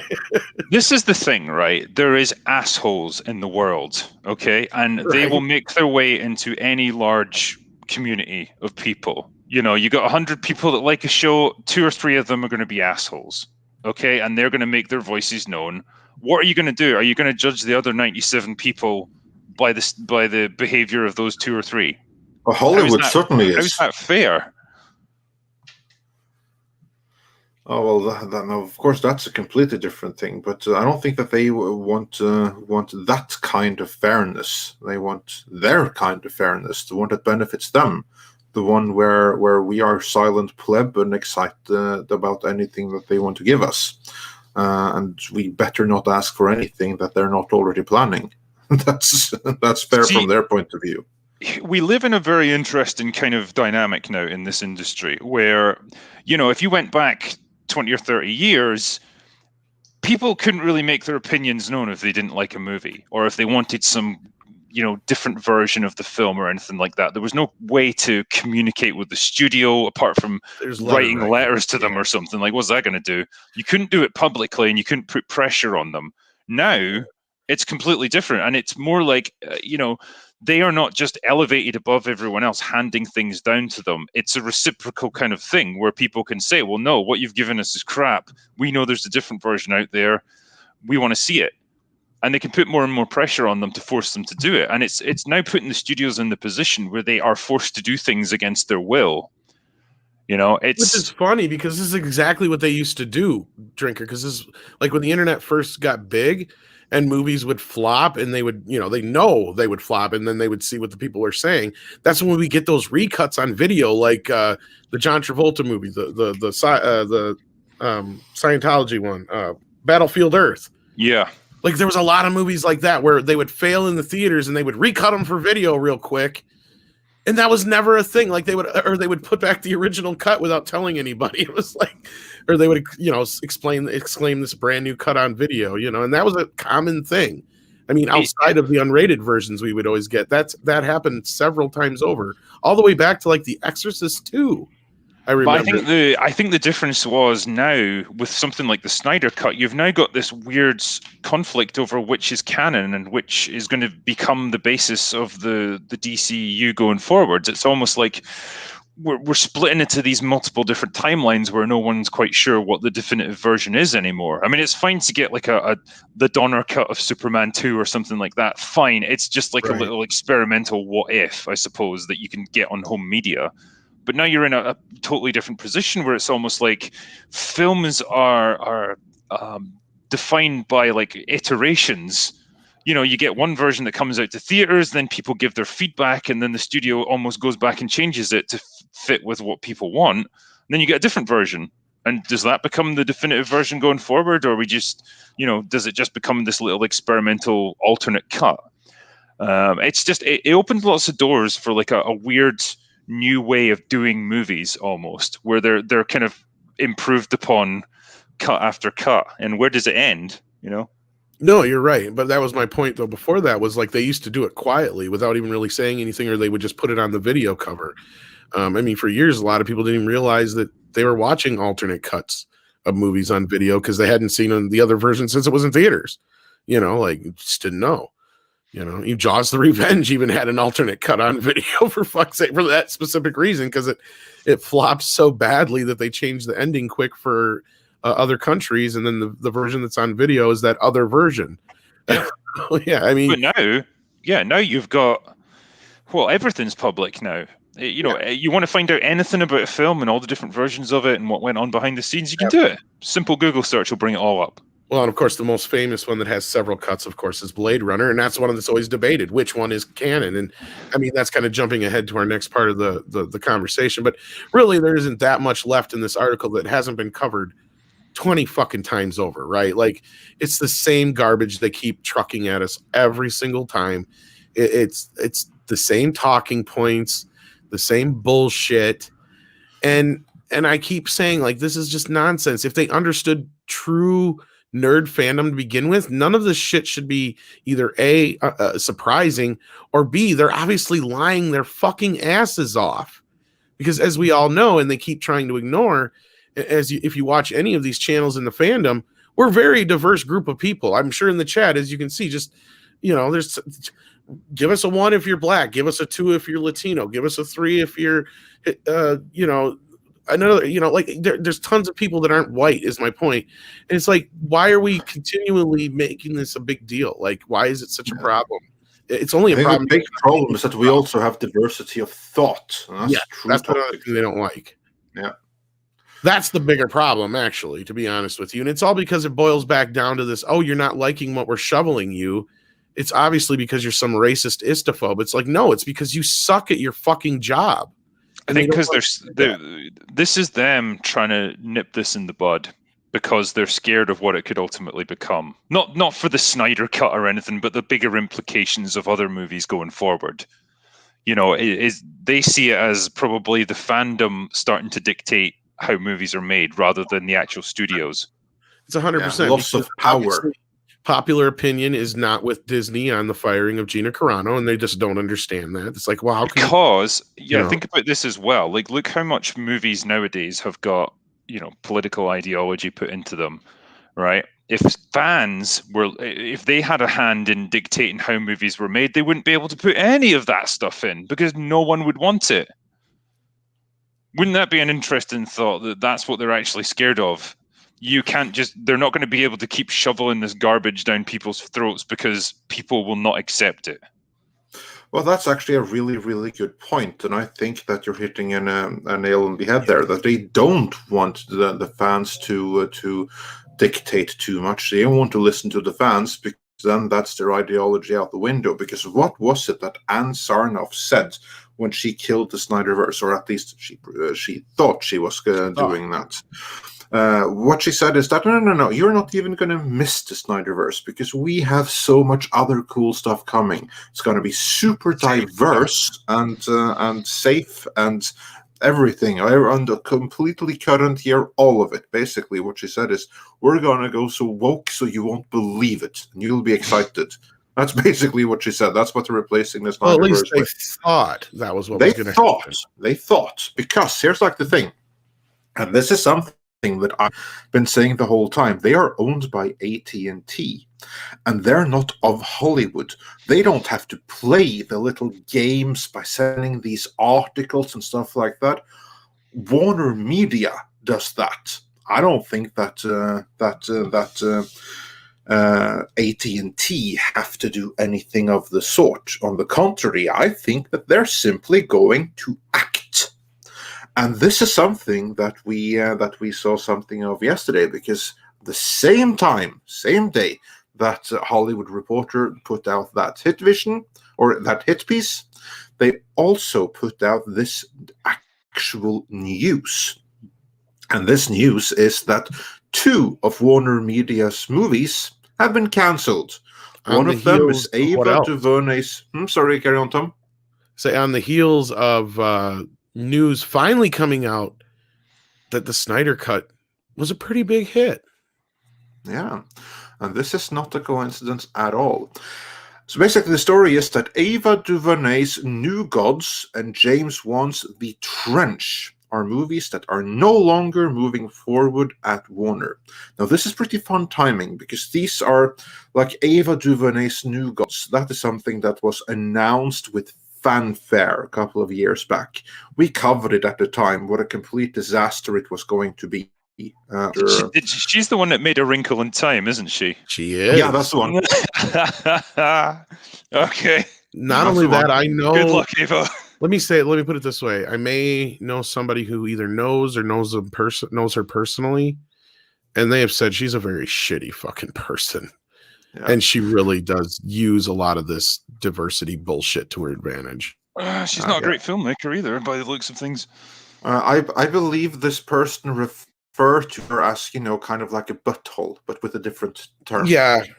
And then we may be talking about the same people or 2 different people even, because like she's pretty well known. Let's put it that way. But yeah, she is pretty well known, and she is pretty well not liked. Yeah, that's the common thing, is that everybody kisses their ass to her face, but they can't fucking stand her. But they're too afraid to say anything because Diversity Hollywood will fucking cancel them. So so they've shit canned her movie, and James Wan's movie with DC. Yeah. So to be fair, though, that's a movie that he was just producing, because this Trench, that is something that has been rumored, and that's a spin-off of Aquaman, of like those piranha creatures, which actually could have been fun with the James Wan producing, but that's now no longer happening.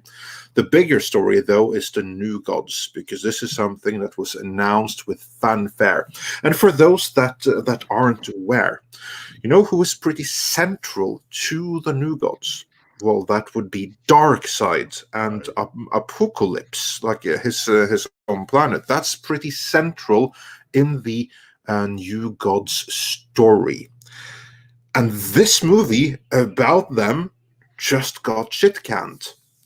And it's pretty funny also how The Trench got shit canned, given that it's produced by James Wan, when Walter Hamada, who is supposed to be running the show over at Warner Media, is best buddies with James Wan. Actually, he rose from the ranks of his producer. So what could be going on here? Any thoughts? Well, it should be noted that what James Wan has done for the studio. Otherwise, though, Andre. Oh yeah, shit ton. Like, he's the one that's been able to establish the whole Conjuring cinematic universe, which became a cinematic universe right up under everyone's noses in plain sight. When so this Hollywood was failing, James Wan actually made one. That's what I'm saying. So this is not some small deal that his movie, even if it was just producing it, got pulled.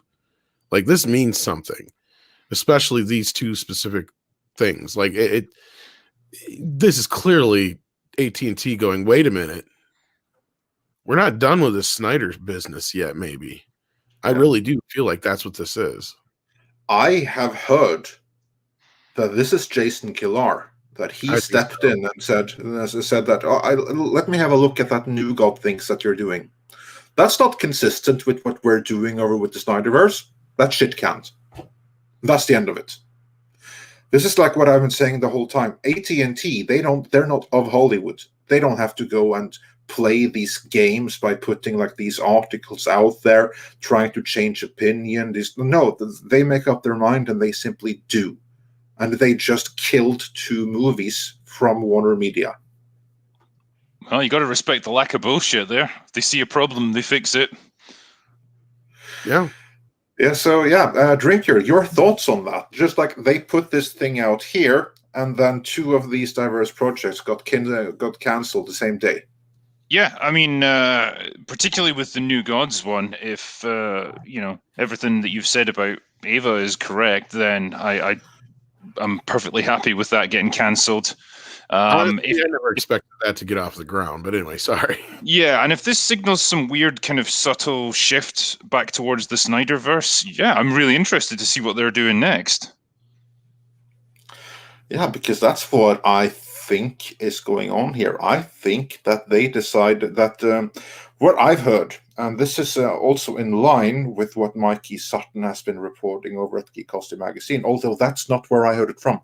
I heard this completely independently of him, is that they are getting more and more inclined to, let's do this. Let's bring back the SnyderVerse. Because the more and more numbers come in for the Snyder Cut, the more and more they see the people motivated for it. I have heard, not from Mikey Sutton, but from other sources, that nothing has been decided yet, but they are getting closer and closer to the point where they decide that we're going to do this.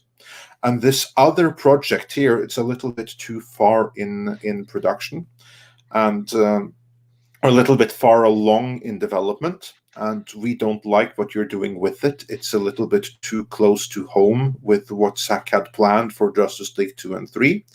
So how about we just cancel this thing? That's what they did. Nice. Yeah. We'll actually make another change in Flashpoint again, too. Yeah.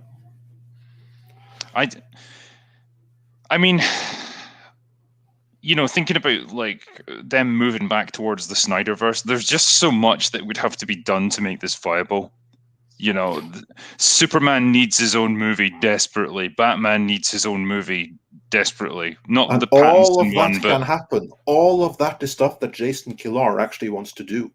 Yeah. But then you've got projects that are already on the fly, like the Robert Pattinson Batman is done. Basically, they've invested all the money in it. Yeah. Where the hell does that fall within this? Oh, I can answer that. What I've heard is that they are of the line of the opinion that okay, you have invested loads in this thing. You've put loads of prestige behind Robert Pattinson. We'll put it out there, and if this works out, we'll continue it. Because here's like the thing that AT&T, it's not that they're necessarily fans of the SnyderVerse. They see the financial potential, and that is what they're fans of. If Pattinson's Batman comes out and it's a massive hit, they'll become fans of that, and they'll find a way to make it work. But what I have heard is that they are much more on the sidelines about that. They don't have the same kind of faith in either that movie or in Pattinson that the people at Warner Media has, especially Walter Hamada, that's really been gunning for it. So I've heard that if that doesn't work out, and I do believe that this is something that Mikey Sutton has said too, if that movie comes out and all the people at Warner Media have really put their weight behind it, and if it doesn't become a massive, massive hit, there's going to be some major changes in who is running things at Warner Media. Okay. Walter Hamada, for instance, may be promoted away to another position. Yeah. There definitely doesn't seem to be much enthusiasm for the new Batman flick. I don't know many people that were excited by the trailer particularly. It was one cool moment that won people over, which was when he like beat up that guy really badly. That was a very Daredevil thing to do. Yeah, but that's fine. But that's just good stunt work and good fight choreography. But that's it's not really going to get people that invested in the character of Batman. Yeah, we'll see. We'll see what what the director has been able to pull out of it, because I think that's a movie where everything depends on the director. And I know loads of people are big fans of him because of the Planet of the Apes movies that he worked on. Personally, I couldn't stand a single one of them. That's me. He comes from the Bad Robot school of filmmaking, so I'm just not that big a fan of what he does as many others are. And I actually have more doubts about the director than I do the star, and I'm not a fan of that pairing at all. But yeah, we'll see how that works out in the end. So, Drinker, I take it that you are not terribly excited for the Pattinson Batman movie. No, I just I don't see Pattinson as either Bruce Wayne or Batman. You know, he's not big enough. He's too young. He's too emo looking. I know he's done obviously a lot of things since the Twilight movies, but he's really hard to separate from that character and that kind of world that he came from. And yeah, he would never be my pick for Bruce Wayne. Yeah, no. And Tom, your thoughts on that? How do you think it's going to play out between Warner and AT&T, and especially in terms of like the Batman movie that can't be stopped, it has to come out? Well, here's the thing. I mean,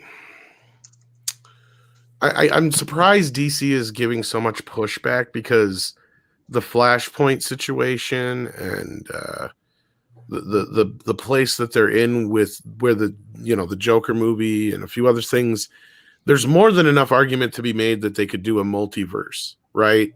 And HBO Well, that's Max, kind of like what they're saying. They're doing a multiverse. Yeah, and I don't understand though. Like, here's my thing though: is like I don't understand why they feel like the multiverse factor means they have to leave out the SnyderVerse, considering that the thing's built on that.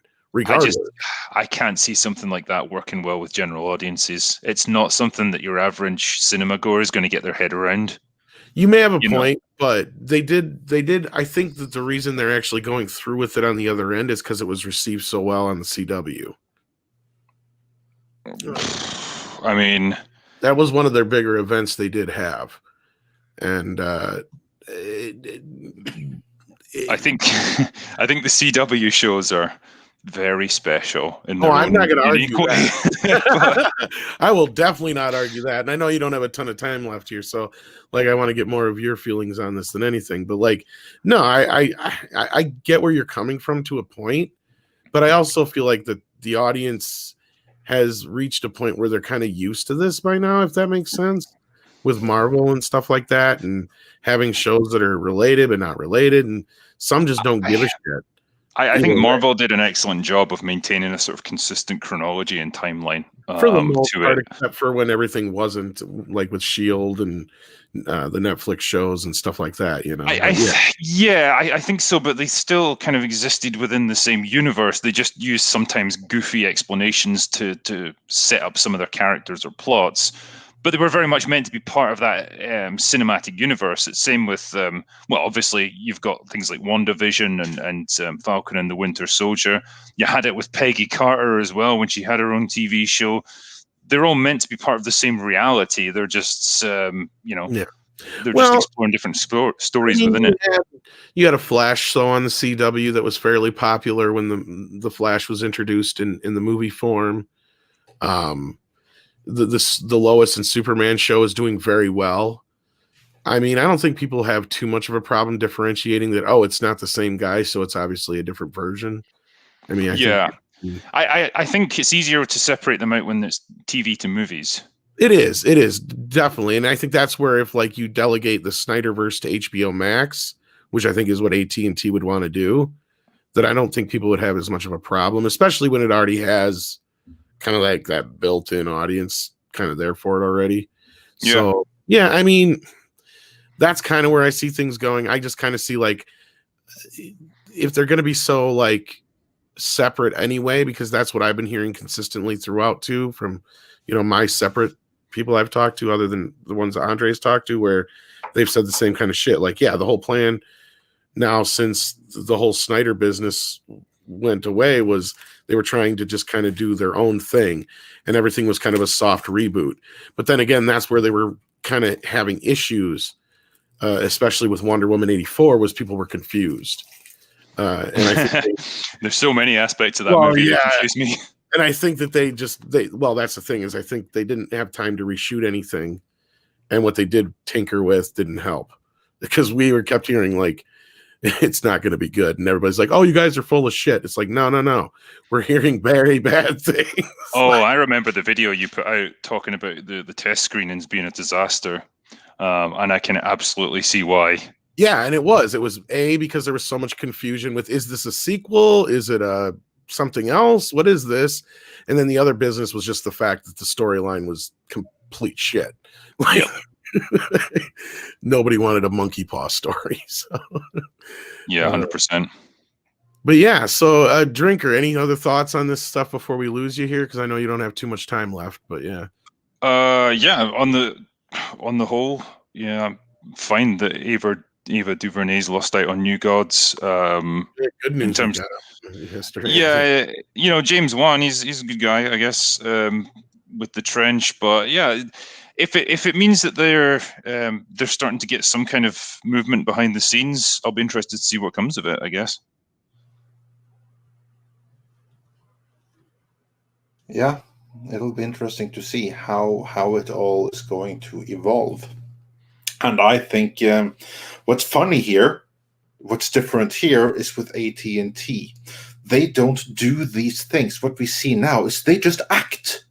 They just act. They go in behind the scenes. They kill the movie. And I think you're going to see the same thing with the Suicide Squad. This very same one that Ann Sarnoff said, it's not happening. We're not pursuing that. I would not be surprised if in a few weeks, maybe a month or something like that, Jason Kilar is going to go in and tell them, oh, we're doing that. I wish AT&T could buy Lucasfilm and work their magic there and just fire people, nix projects and stuff. Yeah, perfect. Well, let's wait and see what they'll do in the end, though. But so far, I'm a fan of it. But just look at this. Like, they went and they said that, okay, you know what? Although you Hollywood people, you're completely against it, we're doing the Snyder Cut. And it worked out for them. And then they entered the industry and they pissed everyone off because they didn't offer the proper respect to like the gatekeepers that were like used to people groveling at their feet and stuff. Whereas AT&T were like, screw you, we don't need you guys. And everyone was so offended at them. I kind of like that outsider coming in and doing their own thing attitude, especially since they don't actually need them. They are a streaming service more than anything else, and they're going to look at what benefits this.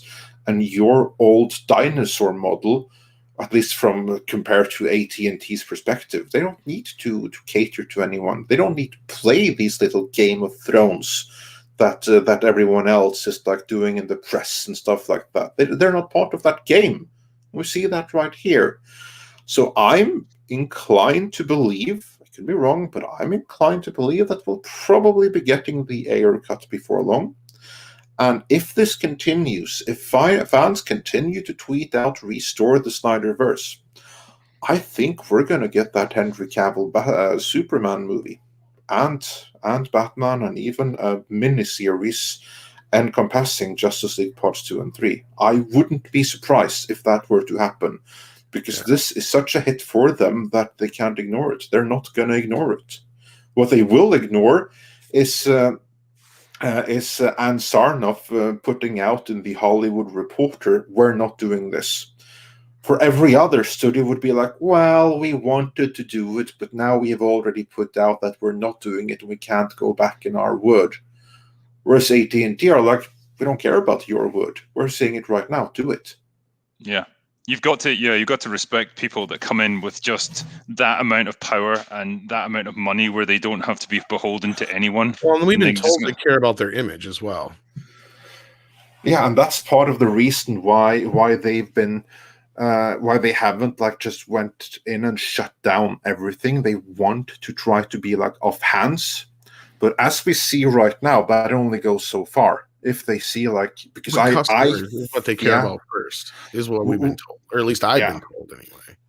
Yeah, what I think is that Ava DuVernay's New Gods project was shaping up to be a disaster of epochal proportions. Pun intended. Yeah, literally. And they probably went in and saw that if we put this thing right here, this is going to be so bad and blow up so badly, it's actually going to adversely affect what's happening in the SnyderVerse. And we can't have that. So we have to shut this down. Yeah, to me, this is first of all, the first proof that there's serious thought being put into it. Because like you said, they don't just, this project's been in limbo for so long, pretty much, that they could have just let it go away quietly. The fact that this is a headline is a big deal. Not only that, it's on the heels of other headlines that were saying, that it's a hit. And that's what I was saying last week is I'm waiting to see how AT&T reacts to this, knowing A, that they're not a Hollywood company, and B, that they do care more about what their customers think than what their own personnel probably thinks, because they're probably just like, tough shit. Like this is what the customers want. They have the attitude. We can replace our own personnel. It's very much difficult to replace the audience. I mean, if we have an executive that's dead set against doing this, well, let's just replace that executive then. That is the way they need to be thinking, ultimately. Yeah. So I'm fine with it. Yeah. And then I know you brought up Comicsgate earlier. Speaking of comics, Enoch Mammon, if I'm saying that right, probably not. Enoch Mammon, I would imagine. Sends in $50. Holy cow. Thank you so much. Says New Gods was co-written by Tom King. Tom King is a male feminist whose run on Batman was the lowest selling Batman run in history. He is obsessed with depressed, effeminate men with mommy wives. In short, thank God this film was shit canned. I think we all can echo that for sure. I'm feeling better and better about this headline the more I hear about it. So right? awesome. Oh yeah, she. I don't know why they even let her anywhere near this. Like, I just don't understand, like the reasoning for this outside of the diversity hire. And I mean, I think that's what we're kind of seeing is finally a little pushback against that kind of crap too, maybe. And thankfully, AT&T is just not into this nonsense. If that's the case, I want to believe that. So. Yeah, I hope so too. Like, this is something that fills me with confidence and makes me more excited. I'm going to tweet out Restore the SnyderVerse, show them we stand behind what they're doing. Although, of course, everyone should know, as I've seen several pointed out, they don't really care about the fans. No, they don't. But they care about maximum profitability. Right. And that's fine, because that happens to coincide with what fans want. And when you have a corporation that then profits from doing what the fans happens to like, perfect, support it. That's, I believe Gordon Gekko said something along those lines, applicable to this situation. For a lack of a better word, is good. Yeah, exactly. Yeah, there you go. Speaking of going, I know we don't have you for too long, Drinker, but I have a couple of super chats here. That's to you. So I just wanted to raise those first. Patrick Mulligan says, Drinker, I rewatched Moana this morning after listening to your happy hour with Sargon. Good film, okay songs, and an underused character with the ocean. Yeah, I was quite surprised by Moana because I'd never seen it before until he suggested it, and I was like, okay, I'll give it a watch. Yeah. It was surprisingly sound in terms of like its messaging, its characters. They were well developed. I liked it. Yeah. Have you seen Zootopia by any chance? I have not. No. You should. You'll be blown away. Okay. Yeah, it's brilliant. Absolutely brilliant. And also, Lord Trimnan says, off topic, can the Drinker share any quick tips for an aspiring writer? Got some great advice here from Kamran before. Would love your insight too. Oh, man. I mean, I can only tell you stuff that works for me. Like, I'm very much a plotter kind of writer, so I like to write down a synopsis for my story before I start writing, because otherwise I'll drift off into insanity and never get the thing finished.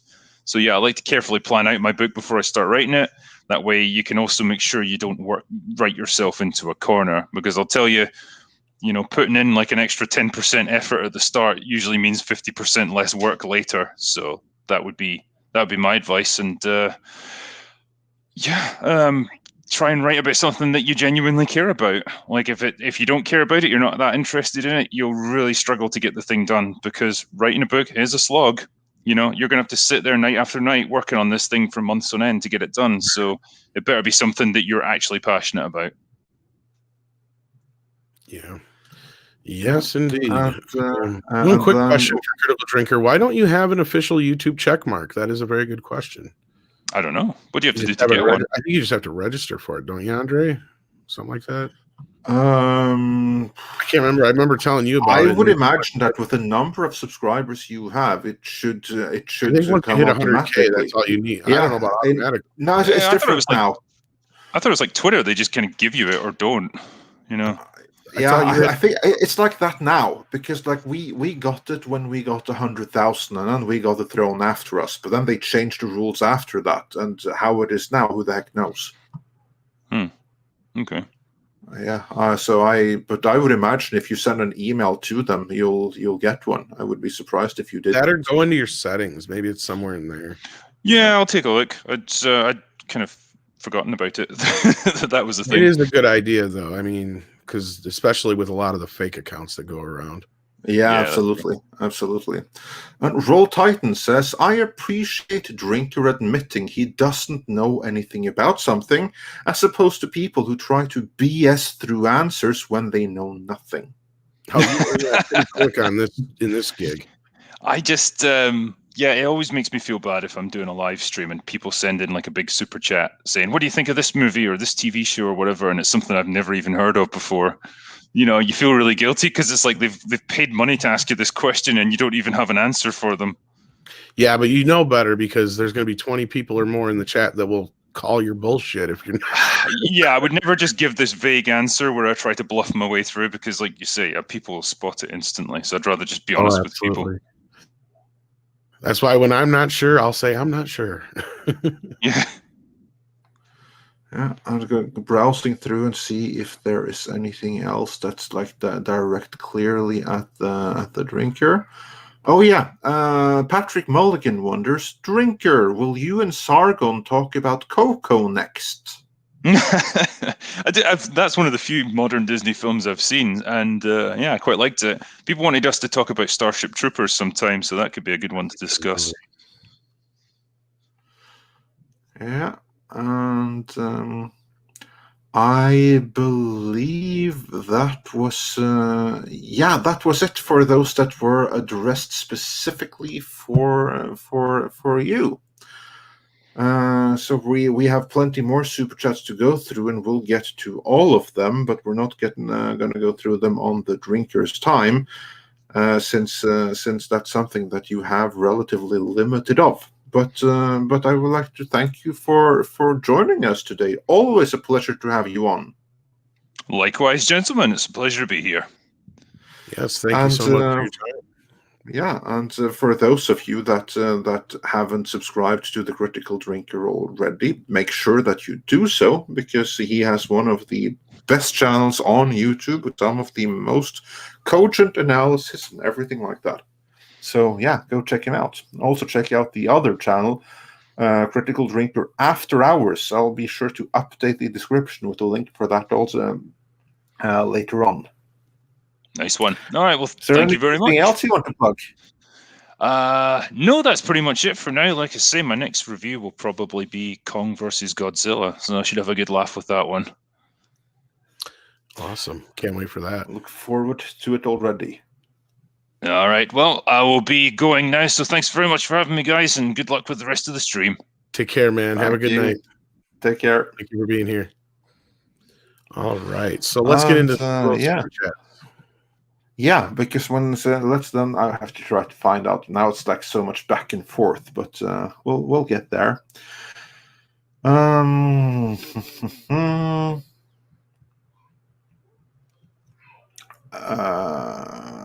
Yeah, okay, here we go. Patrick Mulligan said, we have to suffer through Disney Star Wars, Secret Hideout Star Trek, woke Doctor Who, MCU, and now people are asking for more SnyderVerse. please stop. Well, I think there are. Well, if you think that's a problem, wait till you see the alternative that Warner has lined up for you. Yeah, that's where I'm at The too, because I'm not SnyderVerse is preferable to it. And welcome, Paulie. Mr. disappears from the internet yesterday. Excuse me? I have no idea what you're talking about. You lie like I a have rug. no idea what's going on. Hail. Hola, Andre. Hola, ¿qué tal? He is so Aquí nomás. Aquí got my nomás. phone blowing up.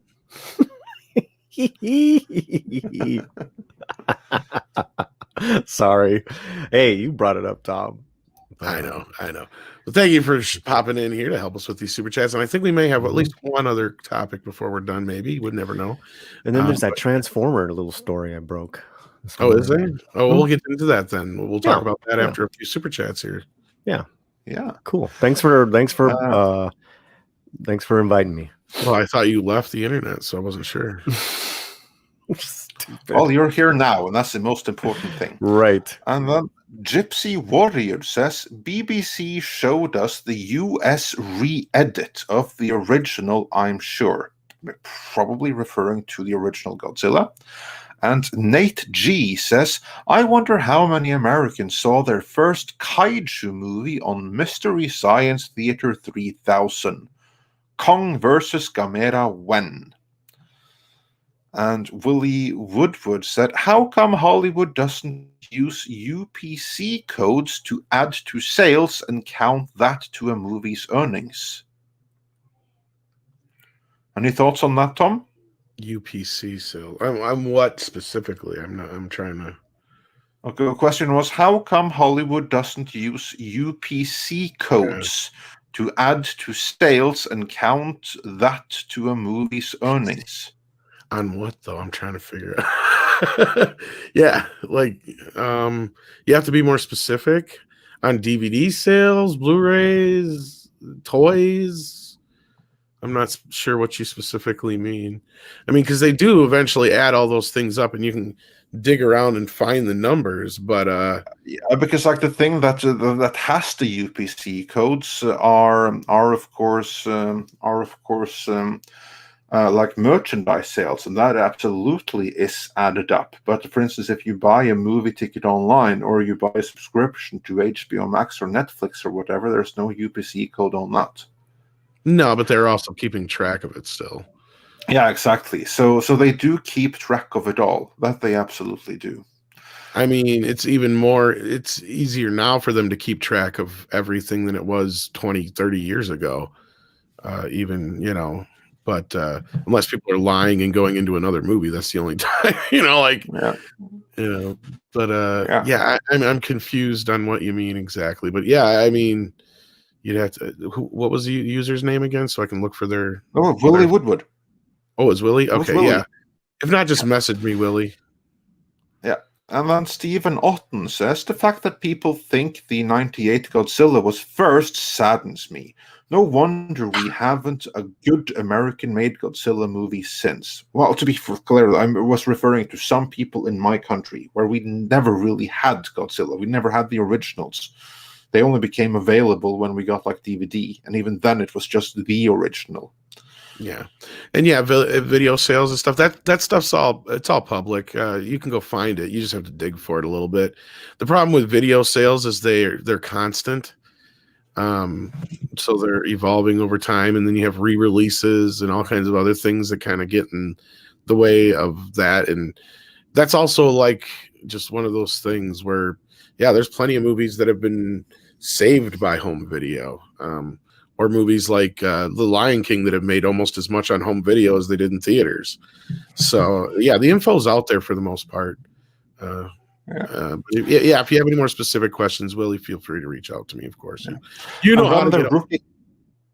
Yeah, he can get a hold of us. And the Rookie Critic said for $10, hey guys, Godzilla vs. Kong was awesome. Great battles, but a lot of odd stuff. They should mix Fast and the Furious with this universe, LOL. Have Dom and them be the crazy human characters. Well, they certainly be better than who we have right now. And Cesario JPN says for $10, thank you so much, regarding earlier super chats. for a good overview on what anime is and is not, and there are many, I'd suggest YouTuber Kenny Lauderdale's video, Things That Might Be Anime. Spoiler, the rabbit hole is deep. So yeah, make sure you're committed if you're going to go down that rabbit hole and check out Things That Might Be Anime. The Rookie Critic says Godzilla and Kong goes to Mars to fight giant Martians. Yeah, Sure. that sounds like something Cat, the original Japanese movies. That we do. I think he's suggesting a watch party of Godzilla versus Kong 63. That's a possibility because I know that's one of Andre and mine's favorites, or at least as far as that's one of the only ones he. No. It's one I've seen. You've That seen. doesn't I make was it a going to say favorite. you've seen. Yes, I was going to say I had to edge my words there a little bit, but you never know. Yeah. You never know.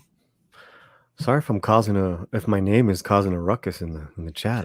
Yeah, I don't know why. But I don't know why. What space? I thought there was a space in the name Polly, and I'm like, no, it's fine. I think there's a space after the in the little space. Oh, That's okay. I'll go fix it. All right, hold on. Yeah, well, as long as one has something to argue about, I guess. And Stephen Otten says, speaking of the Mandela effect, I'm convinced I heard Bruce Lee's death announced in 1979, when in fact he died a month before I was born.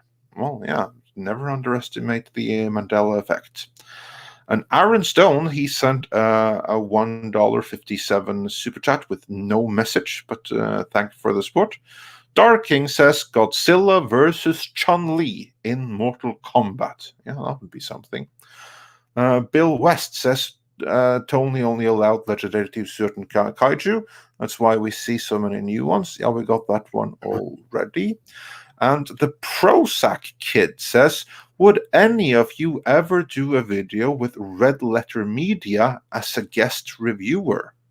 You mean if we would join Red Letter Media as their guest? If so, yeah, sure, I'd be happy to. I'm sure Tom would too. Yeah. Yeah. And probably Paulie as well. Yeah, did we lose Polly? No, I'm here. I'm sorry. Yeah. I was just, blame it on the Shane. Just threw me off. Okay. Well, basically, they just have to invite us, and we'll see what could happen. But I think that they have their own panel of people to invite and stuff. And House Atreides said the dumbest part of Godzilla versus Kong was the fight card. It was said that Kong and Godzilla are that last two fighting in the title match. Overall, it was entertaining.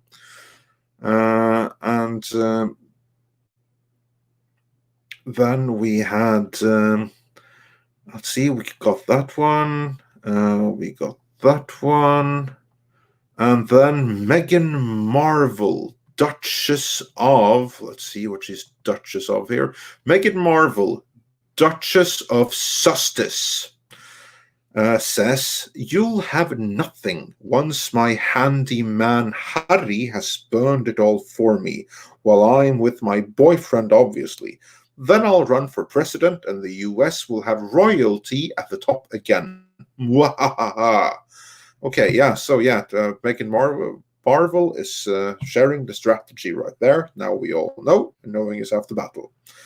Destiny Captain says Action Force was the UK version till the mid-80s, in reference to G.I. Joe. Durao On says, just curious, where do these two go to the toilet? What happens when they need to go to the toilet? And then I trust that he must be referring to Godzilla versus Kong. Oh yeah, and he carries on in the next one. Or if one of them farts mid-fight. If they really wanted the kids there should have been a fart. Farts are funny. Wow. They can be, but you know what? Kids are smarter than that too. And as far as the first question, yeah, I kind of wondered that myself when they were shipping him across the ocean. Sooner or later, Kong's going to take a shit. Yeah, in the ocean, obviously. Of course, he could do like some gorillas really do, and like and like do it in his hand and throw it at onlookers. It's been known to happen. It'd be like and then funny, there's a shot, and then there's one of those ships that are along with it, and there's a big bucket pile of shit thrown at it. Well, he was laying on his side, right? Or was he assed out on his back? He was drugged out. He was moved around quite a bit. No, he could move around a little bit. So he was like mostly sitting or lying on his back. I think that he could like move his butt to like the edge of the ship and like do his business there. Right. But if he wanted to, he absolutely had the opportunity to like launch it. The better question is, where is this fucking Wang? I mean, if we're talking about, poopy Kong, and we got to talk about, King Schlong. King Schlong. Exactly. Like, where is it? But yeah, like he could like take some of his poop and smear it on the captain's window there. Haha, you can't see. Get me off this thing. Well, maybe Kong's a girl. Well, then would be Queen Kong. That would be Queen Kong. Yeah, that's true. It's King Kong. Well, now Godzilla is technically asexual, though. So, wait, what? Yeah. Well, in most cases, they haven't really talked about it much in this version, but yeah, and usually in most versions, Godzilla is asexual anyway, and technically is she, or however you want to look at it. That's the Ava DuVernay rewrite. It certainly does not jive with Paulie's headcanon. No. Yeah.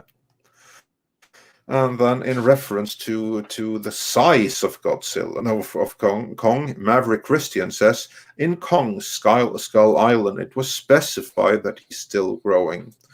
Yeah, but he tripled his body mass in 50 years or something. So yeah, nice going on that. Not that Almanuel 0311 says, here's some more of my cancel cable money, and I bet the people who eat and torture animals, aka PETA, are having a fit about animal cruelty about this. As well, anyone should, but thank you for the support in any event. Yeah. And Commandant VHS says the 1960 Godzilla was also smaller than now. Yeah, but he didn't go up against... he probably could have gone up against the Kong of Godzilla. So that was the problem. They made Godzilla too big to begin with. Mr. Tickle Trunk, he sent us a little super sticker of like a guy popping up. Oh, no, it's like a big pear in a small city or something like that. $50 one? That's the $50 one, yes. So thank you so much for that. Thank you again for that, Mr. Tickle Trunk, even though you shouldn't have. But yes, thank you.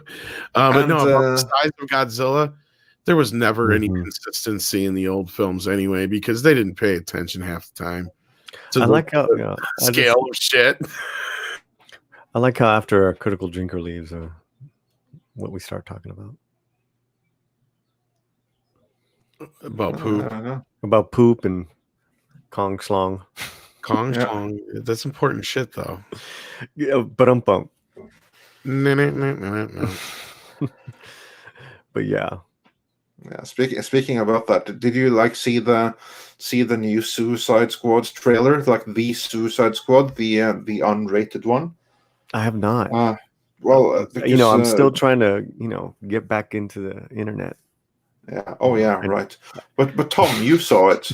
Yeah. There's a new trailer that's kind of a different version of the one we saw. Yeah. I haven't seen the new trailer yet, but I saw the original one on my big screen 4K TV. And there you have like two animals. You have like King Shark, who honestly is what I look forward to the most in that whole movie. I think that he's going to be awesome, and I hope that he makes it. But then there's also like this cat-like creature, right? And he walks around buck naked, and it's not that I was looking or anything, but I could not help notice. But I do believe that there's going to be some cat schlong in there. That's the character I believe that's played by Sean Gunn, if I'm not mistaken. There's certain animals like you just like think like oh, how do their nads look? As far as like human superhero types, or like or at least I do. Rickets. Well, I do believe that in this particular case, you're going to find out. So, okay, it certainly seemed that way from the trailer. I'm not saying that this is a good thing, Mhm. Is there a like a lookalike to the Cats movies? To the Cats movie? Yeah, I see many people are like talking about like the butthole cut of Well, if it wasn't for stuff, Kevin but, Smith, I wouldn't know that they actually managed to put the buttholes in like one of the latest Jurassic World movies. Like, really? Oh, really? Yeah. Oh, wow. Well, it's because Kevin Smith's obsessed with buttholes too. So, oh my god. Okay, I will good. well, for him. haven't you ever listened to any of his podcasts before, Andre, or no? No, not so much. Okay, well, on one of his podcasts, they actually have a thing. It was a segment called Anne Heche's Butthole. Is because he noticed in the Psycho remake, you could see Anne Heche's butthole. Oh, So right. people- Oh, yeah. So Yeah. people would continually send in clips where they managed to catch somebody's butthole. So it became kind of like this whole joke. Okay, And then- I had no idea. And then I Yeah. guess there was like this whole thing between, I don't know if, I can't remember who the director was for the last Jurassic World movie, but I think there was some kind of in joke, and then they had tweeted back and forth or something like that. Somebody in the chat probably knows better than I do. But yeah, it was all about the buttholes being on the dinosaurs. And it was like, he was Amazing stuff. appreciative of it. Appreciative Yeah. of it. Speaking on that topic, Tom, you have to deal with this one. Kong has a great pair of wrecking balls. That's very true. Ooh. Yeah, where's his balls? He's got King Kong balls, just like they say in Sea. Was he neutered at any time? I don't know. Why would you do that? That just makes no sense. Well, you have like this those conversation big doesn't bitey make creatures sense. on that animal, so yeah. Well, if No. you just got lucky enough to come across the Lady Kong and wanted to, you know, Right. have You some gotta have, babies, yeah. Kong's dong. Correct. they've never seen Kong Lives, evidently. I haven't seen that. Is that the De Laurentiis one? Yeah, the second one. It's bad, but it's not. How do I put it? It has its moments. Right. Well, and let's move on from those moments and get back to some super chats Exactly. I before don't we wanna have get another into it. story to cover too, but I want to get caught up a little bit more first. Zach C Absolutely. says, "Gentlemen, thanks for keeping me company while I'm installing a ceiling fan. Old work is a bitch." Oh, well, thank you for allowing us to keep you company. And don't drop it. Yeah, be careful Yeah, with you- that. Those are usually 2-person jobs. That's always a hard one to do by yourself. Is a I ceiling hate fan. changing a light bulb. Well, on he those- has us company. There's something. Well, I hate no, but Paulie's right. Like, I even hate doing that with like changing the light bulb on those ones where you have the glass thing where you have to pull out the screws and bring that. Like, Mhm. that makes me nervous just doing it by myself. Yeah, I mean, and then who was that person? They're talking electrical too, because Yeah. Hopefully, you're not doing it by yourself. Is the point? Yes. you know. And then Mr. Melange says there was a bunch of CGI in The Frighteners. That was Jackson's first foray into. I love that movie. Well, there was I think, something there. Yeah, there was a lot yeah. of practical effects too. Yeah. And House Atreides says Stephanie Yanisek's Smuggler's Cantina was on the Echo Base network last night. She had a great take on the state of Star Wars and Disney. She mentioned Midnight's Edge. Oh, awesome. I'll check She that out. keeps up with all that stuff. Check So that out anyway. Oh, Yeah, yeah, Stephanie that's Yanisek, her- she really keeps up on that's her everything. expertise there. She knows her Mhm. stuff. absolutely. Cool Yeah. lady. Now, And, speaking of the Frighteners, though, Andre, did you know there was that R-rated version on Blu-ray now? there is? I have Yeah. no idea. I didn't know if that was available over there or not. It is. This is the Michael J. Fox one. Right? Yeah, it's the extended Yeah. cut I because they saw cut that it down for PG-13 because I don't know if you know Uh-huh. anything about the history of that movie, but it was originally meant to be Tales from the Crypt 3. I love that movie. I saw it in the theater when it came I out. love that movie too. I think it's fantastic. I haven't seen it That's for a why few it's years, that's but, why it's produced by Robert Zemeckis. Oh, Because it was one of the Mhm. movies that was going to be up for the next Tales from the Crypt, but since Bordello of Blood didn't do well, they quickly just took out all the Tales from the Crypt stuff, which was easy because it was just the wraparounds. right. And Yeah. and that's why it also has like a bunch of star cameos in it too, kind of thing. Huh. I Yeah, have no idea. Well, that's pretty yeah, it was cool. meant to be the third Tales from the Crypt film. Way cool. Yeah, and I so love much that better. film. So then they cut it down to PG-13, and yeah, it didn't do well. But yeah, I have a feeling if they would have just released it as the R-rated horror film, it would have done better. Because it's a great film. Great. It Phenomenal really is. movie. Yeah. Yep. Underrated. Very underrated. Yeah. No. So there's a new cut, or there's R rated? You said. Yeah, it's an unrated or R-rated, whatever it was. The original. How different is it? Just. Or it's never been PG-13. Well, anyway, there's still a extended cut on Blu-ray anyway. How extended is it? Not by much. Like I think mostly like 15, 20 minutes. Oh, but that's pretty substantial. I mean, it's like a lot of his other cuts. I mean, it's a Peter Jackson extended cut. Well, that basically means what I've learned from Lord of the Rings. It's the definitive version. Peter Jackson extended cut, then that's a real movie, and you never need to watch anything else ever again. I could have swore it was PG-13, but I guess it was rated R. But maybe that's more of the Mandela effect. That could be too. But no, it was meant to be Tales from the Crypt 3. That I know, because that's even in the making of. They talk about it. Yeah. No, I don't dispute that, but still, that's really cool. I always forget that was Peter Jackson. I forget how long he's been around. Yeah. Well, that was that movie's the reason he didn't get to make Kong originally, because it flopped. So then Universal said, "Yeah, we're not going to make Kong." And then after Lord of the Rings, they're like, "You remember that Kong thing you wanted to do?" Right. Because there was a whole nother version of that movie he never got to make. Kong, or yeah. The version he was going to make in the 90s was way different. It was actually going to take place in modern day. It was even gotten to having pre-production. I think that we probably won out, that he got to do a better one than he would have. In a way, yes. Original. Yeah. I love this homage. The ironic thing is it probably would have been closer to the Kong that we got now. Because my remembrance because they have a bunch of it in the making of the 2005 Kong where they talk about all the stuff. And then one of the designs for Kong, he was a bit more humanoid, and it reminded me of the version they have now, where he is a bit more humanoid. Speaking of, real quick, what did you think of Kong's music? He got all the songs in the movie. Yeah, it was all right. It was all right, huh? It wasn't. I mean, honestly, the last film with Godzilla had better standout film music. Yeah, I thought it was kind of like rushed. This one, as far as those little songs, it's like, but it was just because that last film paid so much homage to the original Godzilla music that helped. But I like Jackson's Kong. There was a lot of fun parts. Yeah, we were talking about it earlier. So yeah. Which is on 4K, but it looks like crap in 4K because it was just up converted. You can tell. One of the best quotes I just saw in the chat a little while ago when we were discussing the gender was "Yas Queen Kong." Yes. Yas Queen. I have Queen Kong, I think. Oh, that's cool. I got a lot of the Kong knockoffs. I even have Ape. Killer Queen.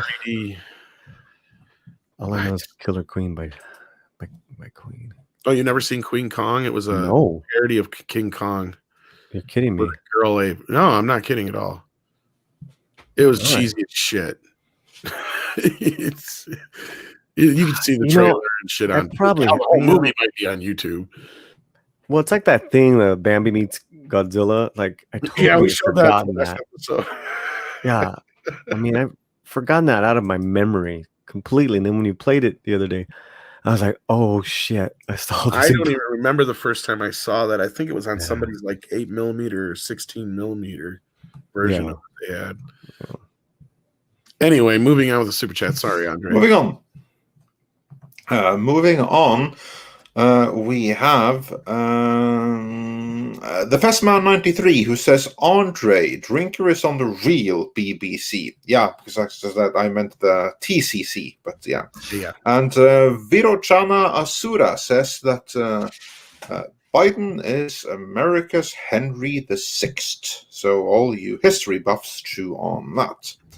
And States Manuel says for $5, "It's almost as if Hollywood's mindset is, if we only offend the public enough, they'll capitulate and buy our stuff again."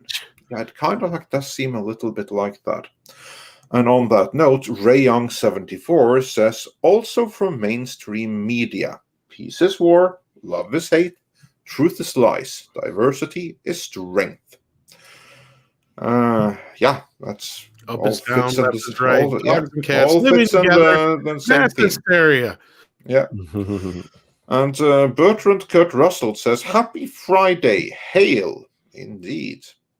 Ah, that's another And, place I remember seeing that Werewolf. That's right. He sent in $2 to remind me. Godzilla versus Bambi was indeed on the Godzilla wow. VHS Oh, 1985 Godzilla. That's probably the first place I saw it. Oh, God, it's Now that that I remember. old. Wow. I remember now. Yes. Yeah. But I remember I knew some kid in high school who had it on like 16 millimeter too. Yeah. Yeah. Now I remember that. That would be the first place I saw it. That's right. And then moving on, Mr. Tickletrunk says, "This toxic fandom demands quality products, is incredibly accepting of anyone, and love charity. I'm very proud of the average caliber of the person here." Indeed, so am I. Yeah. If that's what they mean with toxic, I don't mind in the slightest. Alas, that's not what they mean. What they mean you're is, going to run into some don't assholes. agree with us. And I mean, I've ran into some assholes too. But you know what's funny? I've ran into more assholes that come from Hollywood than anywhere else in this travel. It's the people that claim to be virtuous that yes, I'm not going to name any names, but there's a few. Yeah. My head will explode if I start talking about this. Exactly. You might lose your Yeah. yeah. House Atreides says, "Well, I guess they don't get my toxic money then." And Yeah. Patrick Mulligan says, "Snyder fans are not racist. They are cringe." Well, opinions differ on the topic. You know, it's funny going back to that chat just before that. It's funny because, like, yeah, toxic money spends just like anybody else's money. You know, that was what's funny. You know, what brought on like the blaxploitation films of the 70s and all that kind of shit was the fact that, hey, there's money to be made, right? Like, why deny the audience if it's there? It makes no sense to me. It's just almost revolting in a way that they want to try and call us all these names and make us out to be all these things and think that somewhere in the end there's going to be this magic audience that's just going to appear out of nowhere because things are safe all of a sudden. Yeah. Well, make it safe for them, the audience will suddenly spring into existence. What are you going to say, Paulie?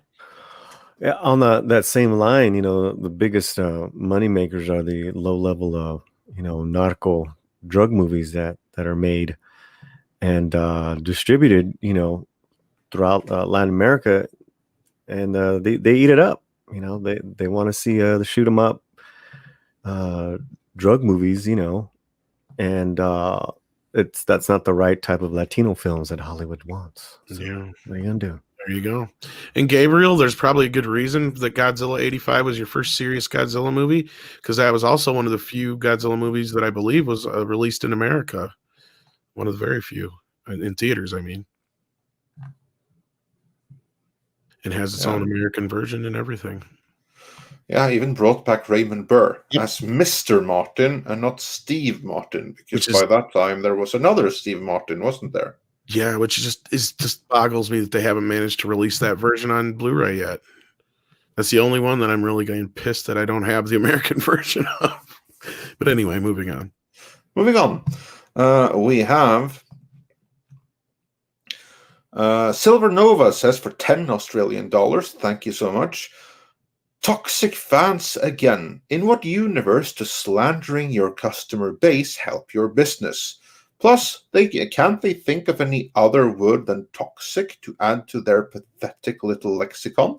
Let's call them Toxic Hollywood. Fuck it. Yeah, exactly. Well, their word is already in that lexicon, and they like to stick to it. It's part of the little cultish lingo. Like cults have their own little language, don't they? Then we have 52 movies a year who says toxic fan is an oxymoron. Toxic critic is more applicable. It's very true. Maverick Christian says interesting propaganda campaign. Associate your critics with, for instance, racist by pointing to the small minority of said critics who are a-holes. Exactly, and then bring that to everyone. That's how they roll. And Warwolf says the fans should have some say in the way the studios operate. We're the ones who give them money. Indeed. And the Hijabi Gamer sent us $2 with no message, or if there was a message, it was removed. But in any event, thank you for the support, and everyone who hasn't already, go check out the Hijabi Gamer's channel. House Atreides says, remember the movie They Live from 1988. How relevant is that movie today? We are Roddy Piper's character rebelling against the overlord machinery. We all need glasses, the sunglasses, so badly. Yeah. And then the Hijabi Gamer sent us another $5, but still no message. But Wonder if thank you Google for took it the away, but otherwise, thank you. Yeah. for the support.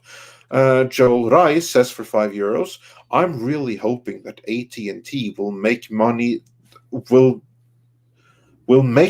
that saves the DCEU. They have almost a perfect cast for Justice League at the moment, and they have their ears to the ground. Yeah, they do much more so than Warner, it seems.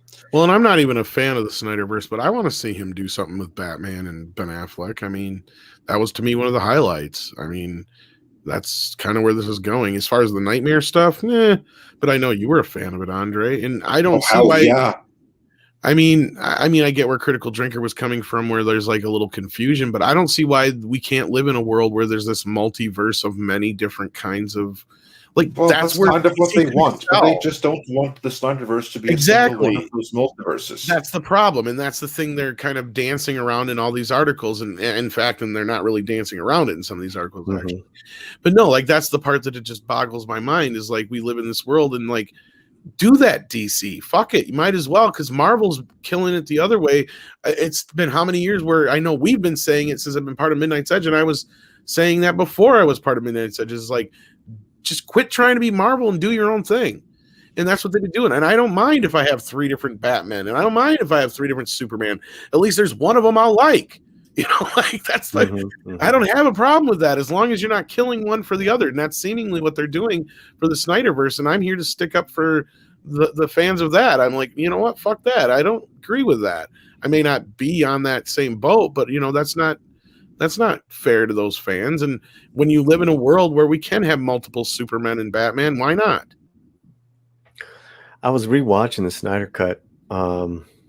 Man, I see why Snyder has fans. I mean, you know, like even I was like I'm liking it on the third time here. You know, I get it. He's got a fan base. You know what filmmakers don't have? You know, have fan bases. You know, none at all. They should capitalize on that. I mean, you know, not even. I mean, the Russo brothers. You know, I mean. I don't know how an active fan base, like I don't know like how people are like following them because it's a Russo brothers movie. People are fans of their movies, but there's a difference between being a fan of their movies versus being a fan of them. And like Snyder has a fan base, and he had that way before this. Correct. Because as I've pointed out many times, I got booted from the official Collider Facebook group for getting in a fight with somebody over the whole Snyder's Jesus shit. Like, I mean, that's the thing. You had a fan base already that was calling him Jesus way back then. Yeah, even Uwe Boll has a strong fan base in a way. So, well, I mean, yeah, and Christopher Nolan does have a fan base. I mean, I'm part of that. I go to every movie that gets released. I didn't see Tenet yet. Tarantino is one of the other few. There is a few, very few, because I'm in part of the Tarantino group. Like anything he does, I'll did you get kicked out of that one too? No. I meant like in general, like if he does a movie, like I'm there. Like, I mean, no, you can ask Andre. Even though it was nothing to do with the channel, but I could not stop talking about Once Upon a Time in Hollywood. I'm like, I want to go see it. I gotta go see it. I gotta go see it. I gotta see it. It's like there's a need to go see that. I remember he's like, I don't care if you're like, no, I'm going. I don't give a shit. Well, someone just said like Snyder's overrated. That's not the point, Sander. You know, they say Tarantino's overrated. They say every one of these directors we just named is overrated. The point is, we're talking about them. They have a fan base. Directors don't have fan bases nowadays. The ones that do, and they want to do the universe, you give them the money. You make it happen. I mean, that's To me, now, that's are Snyder. you saying that? No, in no way are you saying that Snyder is as like talented as Tarantino. But no, I get your point. I get your point. No, I'm not. That's what you're saying is he has a fan base. I said fan Exactly. bases, whether right. No. There's Not no. I equating don't beyond see, that I they don't have see a fan anyone. base. Yeah, I don't see anyone getting to the level of Reservoir Dogs, which is hammered onto my wall. And he may be a thief, but you know what? He uses what he does well, so you can't knock him for that. Every You know? artist is a cannibal. Every poet is a thief. Overkilled in inspiration, they sing about their grief. That's right. You too, That was baby. beautiful. I mean, that's what artists. That's what great artists do. They take from each other. But again, there's going to be that side that says, well, he's a thief. He's overrated. Exactly. That's what they say about Snyder, Nolan. I mean, what directors don't they say that about? Scorsese? Pretty much. I mean, he's one of the few, and he's one of those I'll still jump on and say, "How no, wait a minute, Scorsese's a god." So, right, like, I mean, and Tarantino, I mean, and even though where'd it just go? It was just here. Chapter Master says Tarantino has been. There you go. He's overrated, just like you said. Hasn't been relevant since Kill Bill 2. You say that, but once upon a time in Hollywood, he got nominated for all kinds of shit for that. And not only that, it was pretty original, if you ask me. Same thing with Inglourious Bastards. A lot of people forget about that one, too. Well, I was just doing a top 5 for the channel on Cuarón films. Cuarón's a master. He's got a little small, base. Children of Men, Gravity. What's the other one I was thinking of? Azkaban. These are unique directors, whether some are overrated or not, less talented or not, they have their fan bases. And I think going back to Snyder is Warner needs to ride that puppy out. That's all I'm saying. Let it ride, man. You know what I just thought of that I know if Andre and I love their fan base because every time we bring them up, they just go after us. You know what I'm thinking of, Andre? Not right now in this second. Ridley. Go for Oh, of course, Ridley. Yeah. Of course, Ridley Scott. Yeah, our favorite. Yeah, we even had our good friend Gary J. Tunnicliffe come on to challenge us on our views on Ridley Scott. Yeah. Only to have to capitulate in the end and admit that he's not that great a storyteller. But like he was like, don't you dare put him in the same category as Zack Snyder. Although I totally do. Well, I don't. I'm just talking about like they all have fan bases, and they're passionate, and that's that's who they're the consumers, man. They're paying for the product. Yeah, and that's good and well. Mm-hmm. Yeah, and don't forget about Hateful Eight. And I want to get paid. Yeah, I forgot about Hateful Eight too. That thing's a fucking masterpiece. Oh, what? Well, Tom, you mentioned Academy Awards, and some people were like in the chat, "Oh, big deal." And and I agree with you. But anytime a Tarantino movie gets released, it's an event. It's talked about. He always gets nominated. Never he's like the new Scorsese. Now that Scorsese won his Oscar, he always Well, Scorsese didn't win shit for years. I mean, no, I know. That's what I'm saying. Tarantino's already won a few, right? He did for writing, but not for directing. Oh, he hasn't won director yet? No, just for writing, from my recollection. Unless I'm wrong, somebody please correct me. But he won for fiction years ago. That was for writing, as far as I know. Yeah. I'm just talking. I was rewatching it, and I see why people love Snyder. It's like. It's a little too much for me. I was enjoying myself a little bit more the third time around. But what else has Warner Brothers got? J.J. Abrams? I mean, Warner Brothers actually they have him, and they paid $500 million for him, which, by the way, was a Warner decision, not an AT&T. So yeah. I mean, because I'm under the understanding they didn't really bring him in there to like take over the DC universe or anything. No, they didn't. Little pocket.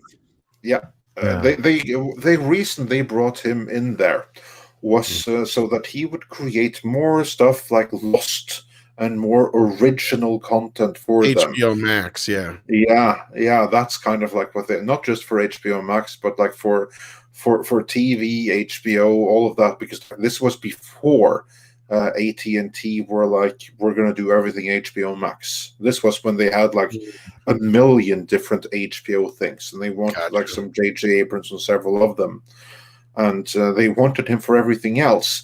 And then it's him that like, oh, well, I'm here. You know, I really like my Star Wars, my Star Trek, my genre stuff. Give me some of that DC stuff. I want my own completely unique J.J. Abrams DC verse, where I can have my own Superman, so I can monetize the toys from that. 35% about.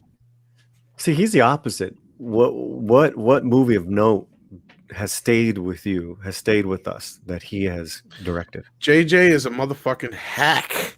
Period. Well, yeah, I mean, I'm like every movie that every director we just mentioned has one movie that lives in us that are like. I don't think damn. JJ. I think you're right. Like JJ Abrams has got to be probably one of the most well-known directors who doesn't actually have a fan base. I don't think he has a very active fan base anyway.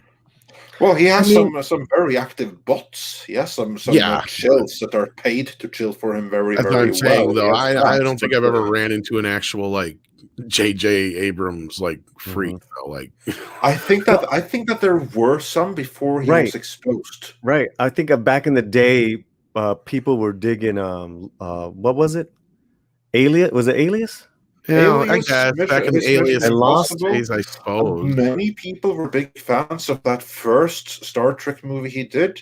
It was with Into Darkness and that Super 8 thing that I think that many people kind of like exposed him and said, "Whoa, this really is a hack, isn't it?"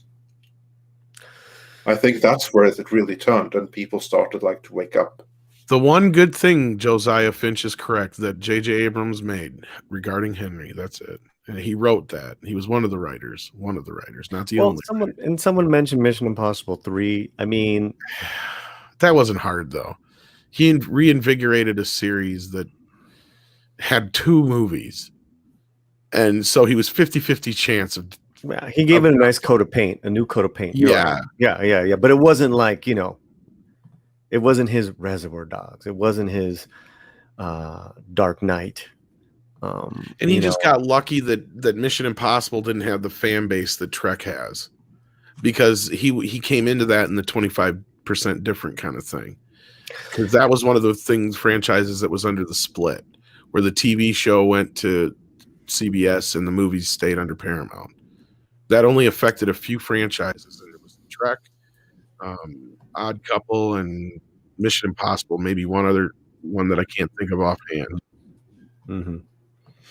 Yeah, pretty much. Yeah, I mean, like I just remembered it too. The Saint, I think, was the other one. Is that the one I'm thinking of? The Saint? I don't know what you're thinking of. A TV show.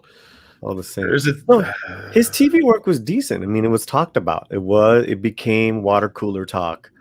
I remember, especially with girlfriends and stuff back in the day, that's what they would talk about, Alias and then Lost, and people still rewatch Lost. They just didn't like the way it ended. They, that was probably that's because he left. Same thing with Alias and right. That was like this. The things to come. He doesn't know how to end it. And then when he did end something like Star Wars, it was a fucking tripe. So, yeah. But like so you compare that to the directors we like. It's just like I don't know. I think Warner Brothers should ride the Snyder universe till that horse dies. He's got a huge fan base. They're passionate. They got their cut, man. Release the JJ cut. How stupid does that sound? Who's ever gonna do that? Who's ever gonna rally and behind that and say release the JJ cut of Rise of the Soy Walker? They tried to get that going. Nah, that was internet, man. That was internet. No, I think that was his bots. That was his better than JJ though. I don't know about that statement. That's saying I don't know.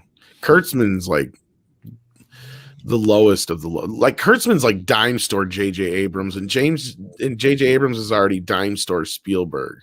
So yeah, that's like a copy of a copy. and copies degrade for each passing generation. Exactly. And yeah. I mean, directors. I mean, it's great to follow director in their career. It's great to, that's what I mean. I like to think that's a part of what Midnight's Edge is all about as well. Like you guys document such wonderful filmmakers. We try. Yeah, we do try. And that's what it's all about. I mean, I'm Rodriguez. I'd rather, I love Rodriguez's career way more than JJ. Yeah. Well, there's a lot of shit. Far more intriguing. I can't believe he's not getting there's a couple of directors. He's one of them mainly that I cannot believe does not get offered more shit. Blomkamp's another one. I mean, there's a few other ones I could think of, but still, it's like, come on. Well, I think a lot has to do with that. I mean, my feeling is that they just on a certain level refuse to play certain Hollywood games. Well, and that's true. Like Guillermo del Toro is another one of those too, where it's like, I'd love to see him do certain things, but he gets so many ideas and he expects such a high budget and all that kind of shit. Del Toro doesn't give a shit. He's a madman. I mean, he'll wait. He'll wait for to get his pieces done. Yeah. But at the detriment of a career, though. That's the thing. Sometimes, yeah, you're right. But Del Toro, he's supposed to do the Hobbit, right? If there's one thing that Del Toro does not know how to do, it's to pick his battles. Yeah, that's his main issue. I mean, he could be so much bigger. He could be doing and getting the. There's so many movies that he wanted to make that he could have gotten done if he had just known which battles to keep and to pick and where to compromise and where to give in. And that kind of leads into my point I was trying to get to, and that was if he would have played ball with a lot of shit early on, he'd be in a place now where he could demand some of the shit he wants. Yeah, but yet he probably some of the greatest art that he's created was because of his disillusion with Hollywood. Cuarón says that all the time. He's like, we did what was that? Great Expectations, and he was so handcuffed. He thought about giving it all up, and then him and his brother went and wrote Y Tu Mamá También, and then his career, took off. Really took off after that. Sometimes you got to do that. You got to, stay out of the. Well, I partially blame him for the position we're in right now with Hellboy. So there you go. Fucking Guillermo. Yeah, and really all it had, and it's only half his fault because the studio could have also been like, you know what, fuck it, let's just go with another director. But and just let Guillermo produce is what they should have done. But no, their idea of just trying to reboot it cheaply was such a dumb move because they just killed that. He does have an Oscar. Oh yeah, but they killed that franchise for good, pretty much with that remake. That was kick ass, though. The remake? No. His Hellboy and his blade. His blade and his Hellboy. Yeah, his blade. Yeah, his. That's what I'm saying. That's the kind of shit. That's all he had to do to play ball for a couple of years. Make a bunch of really cool kick-ass movies that he's not necessarily doing for himself, but he's doing for the studio. And then that's when he plays good boy for a little while. And then that's when he gets to come in and say, no, now I want $200 million for this. And yeah, that's the problem, Brian, is that's where he doesn't know how to pick his battles. And he takes too much fucking time on shit. And that's why exactly what I'm saying. Sucks. It's his fucking fault. It's not Peter Jackson's. It's his fault because Peter Jackson came in and was trying to do Peter Jackson's version over top of Del Toro's version, which was what it was already designed for.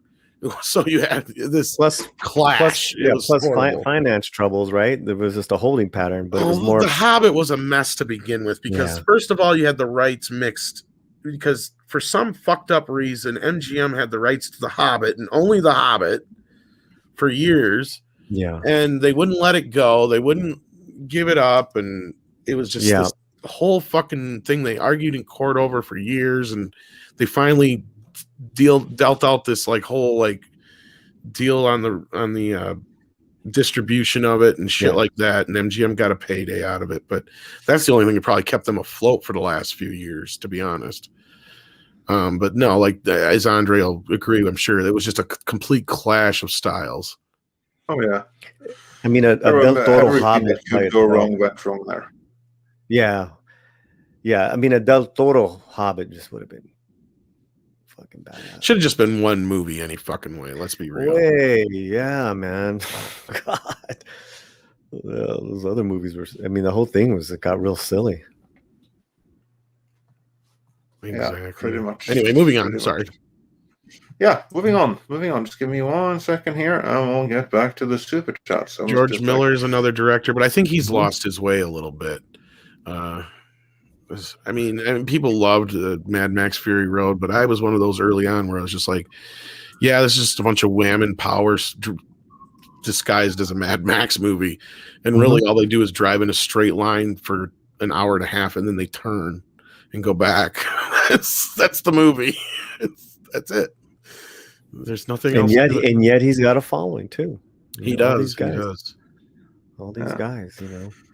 Speaking of following, we have a few super chats. Joel Rice says, this is going back a little bit older now, so we can't bring them up on screen. I'm really hoping that AT&T's will to make...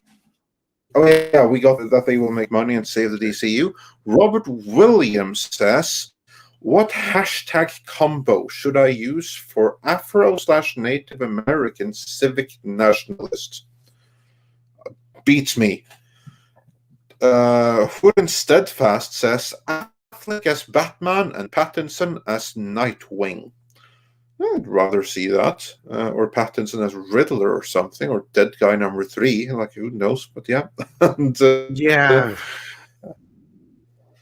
And, why did they make him a villain? That would make more sense. You're right on that one. The more I think about that, much more sense. Yeah.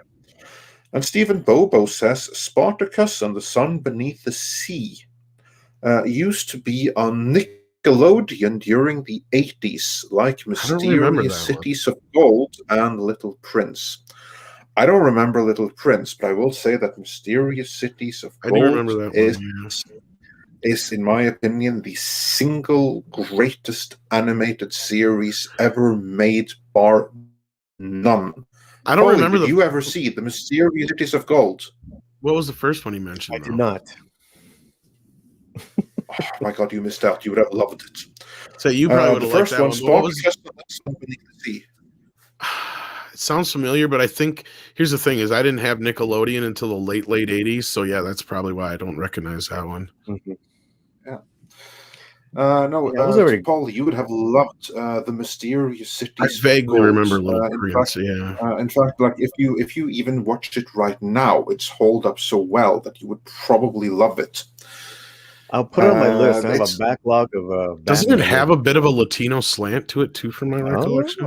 It has a whole crap ton. I was being sarcastic. Yes. Yeah, there you go. There was a very diverse takes place back in the day in South America. Well, shit, man, I better get on it because I remember it had a really cool opening that I do remember, and it has some of the best animated music or best music scene in animation ever. Like much of the music there was actually reused in He-Man. Many of like those cool like background music for Snake Mountain and stuff that was taken from the Mysterious Cities of Gold. I totally forgot about that. You're right. Yeah. So basically, what it's about, Paulie, is that it's in the late 1400s, and it begins in, I believe, in Madrid. Begins in Spain. With a boy who was raised by his by a monastery because his father was one of the conquistadores that went into the New World, and he was missing there. And then some shenanigans happens, and he, along with a native Inca girl, is taken then back to Latin America. And then more adventures happen, and they're basically looking for the 7 mysterious cities of gold. And you have this whole exploration of the culture, with like some little mini documentaries and stuff like that in there, with also with some liberty with all of the mysteries that is with the high civilization that was in Latin America in the distant prehistory. So then you have the Olmecs make an appearance and everything. So yeah, it's pretty amazing. I'm looking at it here on Amazon, the DVD. Complete series is $53. It's worth it. Looks pretty cool. Yeah. This animation looks pretty. Yeah, Okay. And it's obviously made for kids, but the storytelling and all the mysteries and everything is really engaging still. So if you were to watch it now, I think you'll really enjoy it. I'm in. The Latino slant part of me is in. Check it out.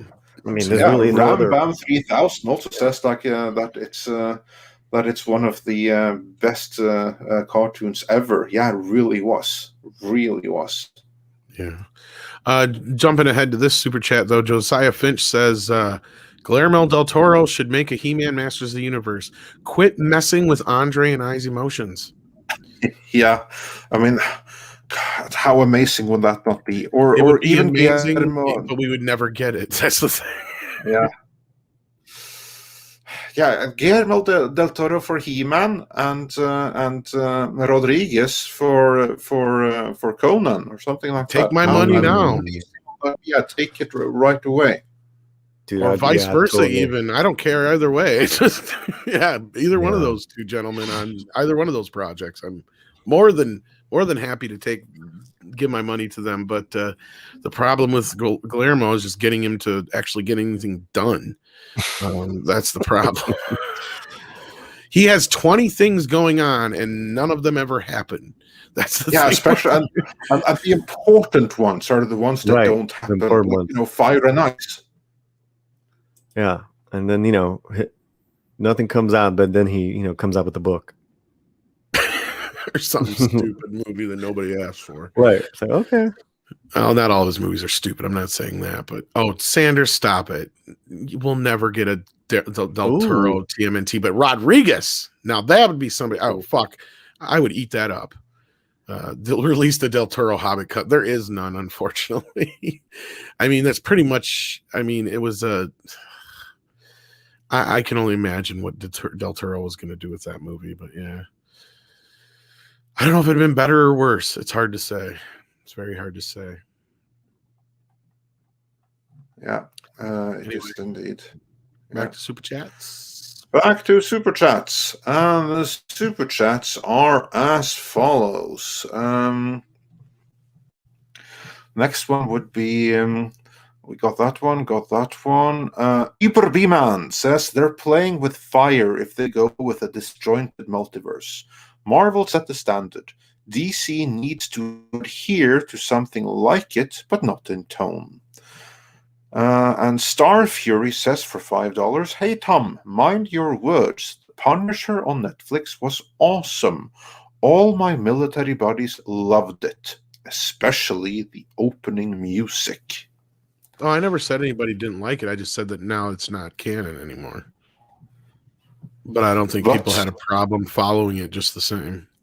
Yeah, no, actually, like none of the previous Punishers. No, my argument was that you can have like a multiverse. I don't see where there's I think the audience is smart enough for it now, is what I was trying to say. Yeah, exactly. Burger King, of all places, sends us $10 saying, have you tried 2-for-1 cheeseburger combo when ordering online or at your favorite Burger King location? Well, I wish I had a Burger King location near me. Order while supplies last. Burger King, have it your way. I feel like Burger King now. I wish you hadn't said that. I know. I don't have one near me, god dang it. Yeah, thanks a lot. Is that like... What the hell are you doing, Paulie? Putting away a wrapper. Oh, sorry. Jesus. Yeah. No, it was really Burger King wrapper. Yeah, you got a Burger King, didn't you? Is wrapper to donut, actually. The donut Damn it, wrapper. now I want some fucking Burger King. Burger King and donuts. And Stephen Otten wonders, has there ever been a movie that was saved after having a poor test screening? Not counting Sonic. Actually, yeah, there has. There have been multiple examples of movies that had poor test screenings, but then that went on to do really, really well. One that comes to mind where they actually did major work is what's that thing with Brad Pitt, like the zombie thing, like something C. Oh, Story of World C War or something Z. like.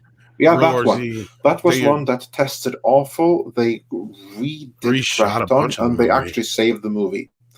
So that's one example. And then in terms of like movies that had like poor pre-screening, test screenings, but still did well, that has happened quite a few times. I believe RoboCop, for instance, was one that got like a so-so test screenings, but it did amazing with the audience. I believe that was one. So that actually happens from time to time. And the Hijabi Gamer sent us another $2 with still no message attached, which makes me think that maybe it's getting removed, but we thank you for the support in any event. And Nal White says these executives need to adopt machine-like logic. I'll take with them even trying for logic at this point, which they seem to be failing miserably at. And Dash Des says for 10 Canadian dollars, thank you so much. Hi all, sorry I'm late. I think maybe we need some of what Andre called not being beholden. If we can get what folks want to see, AT&T not caring about all the political shit and hanging ringers. Yeah, exactly. Just vote with your wallet and show them and be pragmatic. And they, thankfully, so far, are a pragmatic company. And that's exactly what is needed. And then, let's see, because now I have to refresh again.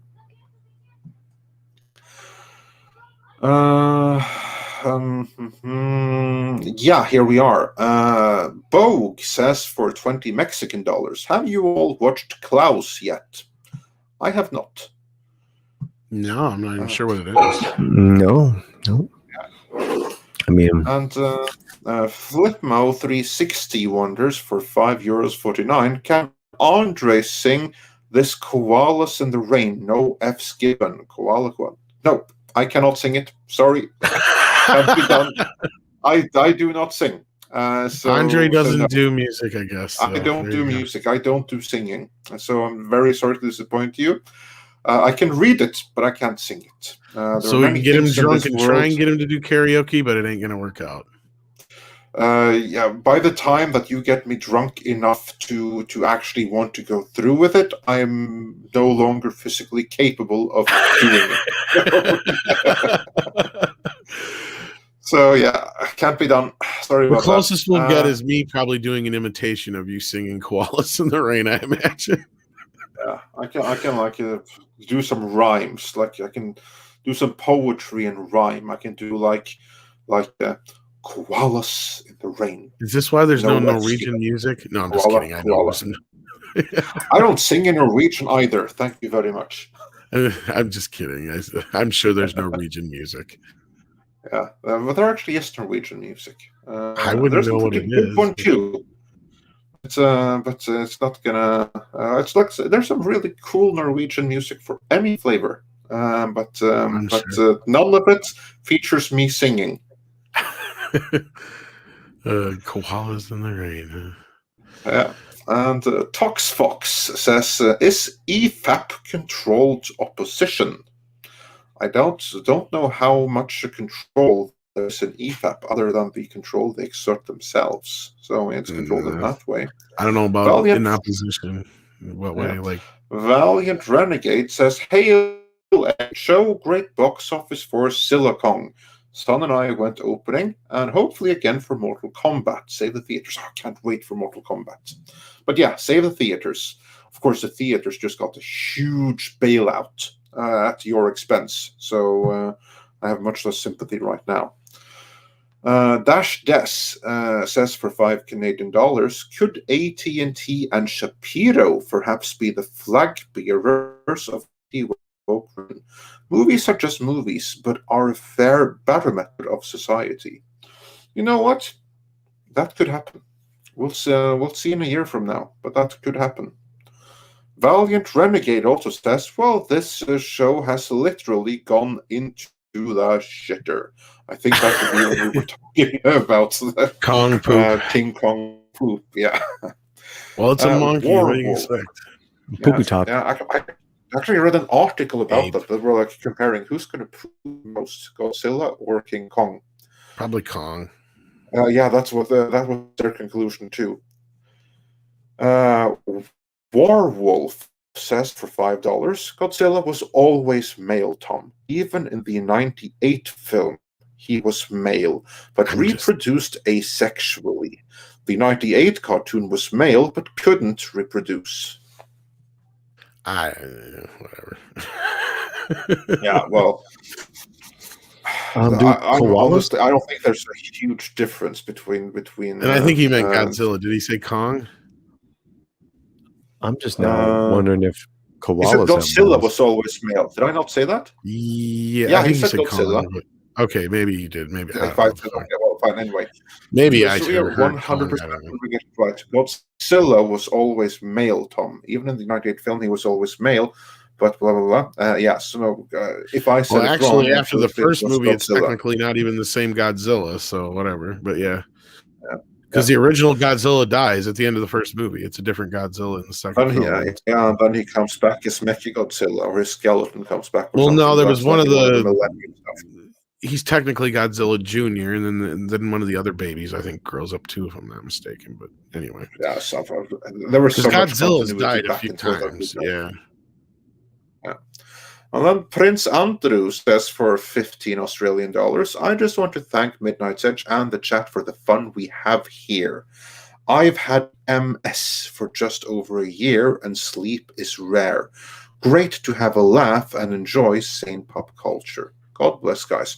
Oh, well, we're so glad that we can be of some assistance in what's obviously quite the adjustment. But yeah, very glad to hear that we in this community can be of help, and I kudos to everyone out there who is making this community what it is. Cannot appreciate or understate that enough. I think I can make a video though that would make up for a lot. Godzilla in the rain. Godzilla in the rain. No fucks given. There's plenty of footage, I'm sure, of Godzilla in the rain. So. Yeah, he probably towers above the rain clouds, anyways. So why would he care? Does he fart in the rain? Well, how do you think he takes a shower? I mean, it's just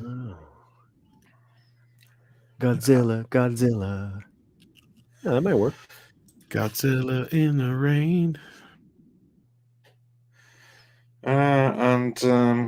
Forge says, I'm watching Godzilla vs. Kong in theaters, first time in a year. Yeah, awesome. Glad that you're back again. Warwolf says, Martin won Best Director for The Departed. Yeah, I remember that. That was like, that was a big deal. The Departed. Yeah, I had to go to a remake to get it. But it's a really good movie. And then Josiah Fitch clarifies regarding Henry, LOL. And Bertrand Kurt Russell says for $10, J.J. Abrams is like locusts. He's moving from planet to planet, his whole civilization. After he's consumed every natural resource, he moves on. I'm next. As stated by Superman. And ActionCom wonders, do you think cinema has seen its day? Polly, do you think cinema has seen its day? No. I agree. I think Kong and Godzilla is proving that people want to go to theaters. And not only that, we've talked a lot about how even during this whole shutdown, classic movies that theaters were showing were doing very well. Yeah, very well. So I think that's proof that people are more than willing to go if there's good shit to see. I think the way of the big cinemas are a thing of the past. Maybe more localized, specialized cinema theaters. Movie theaters that aren't so huge. But I could be wrong about that. But definitely during the lockdowns, it just shows you that people were going to the movies no matter what. Yeah. And as for me, I think that theaters aren't going away, but I honestly don't think that they will be returning to what they were. I think that many people will be afraid of going to a crowded place like a movie theater for quite some time. I think that many others now have got over the last year have, as someone pointed out like last week, have unlearned the habit of going to theaters, and they're going to continue to streaming. So I think that theaters will return, but I don't think that they will return to what they once were, that they're not going to be as popular. I think that's what my you'll see take on is that. it'll be more specialized in a sense, like the bigger movies will be the ones people go out for. But otherwise, I think the theaters have turned around and they've realized, you know what, fuck you, Hollywood. We don't necessarily need you. We can get by on showing, other things besides movies too. So, and I think they've proven that, especially, well, in drive-ins, I mean, people are segregated in a drive-in. So there you go. I mean, and they were hot this last summer, and I think they're going to continue to grow again this year. I mean, we have more drive-ins than we've had in, like, I think 60, 70 years in the U.S. It's crazy. Drive-ins are segregated, man. That's not right. Well, no, in a sense that you're all in your own my car. rights, man. I got my rights, man. I don't be segregated. Go listen to the Cheech and Chong drive-in sketch. You're right, though. Drive-ins are really popular right now. Can't breathe in here, man. Yeah. I have rights. Moving. Andre. Yeah. Well, you have your rights. I'm not taking them. Well, I'm moving on from there. House Atreides states the destruction of Vulcan was when Star Trek died. And Josiah Fitch says that Guillermo del Toro should make one more time, because we took it already, but I have to get the name right. Guillermo del Toro should make a He-Man Masters of the Universe. He absolutely should. Automata clarified that Spartacus was on Nickelodeon from 86 to 91, and he saw it back then, and it was fantastic. Star Fury says the two best cartoons of all time are 1, Exo Squad, and 2, Brave Star. My first film I ever wanted to make it out to film college was Brave Star. Kudos for mentioning Brave Star. Such an underrated series. Marshall Brave Star was amazeballs. Such a shame that it wasn't the hit that it deserved to be, and kind of like ended Filmation. And I would welcome a modern day live action reboot of it. That could be incredible. So yeah, big fan of Marshall Brave Star here myself. Exo Squad, I've never even heard about, but that's me. You guys, what do you think of Marshall Brave Star and Exo Squad? Not so familiar with Exo Squad, but yeah, Brave Star was always good. Polly? Not familiar. Well, that was easy. Grand Wasu 42 sent us a little doggy super sticker, and the doggy's holding an apple. So thanks for that, for €10.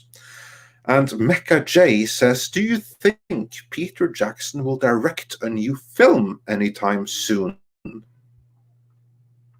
It's a good question. He hasn't done one in a while. Well, we know that there's been some more movement now on District 10, so we know he's at least producing, I think.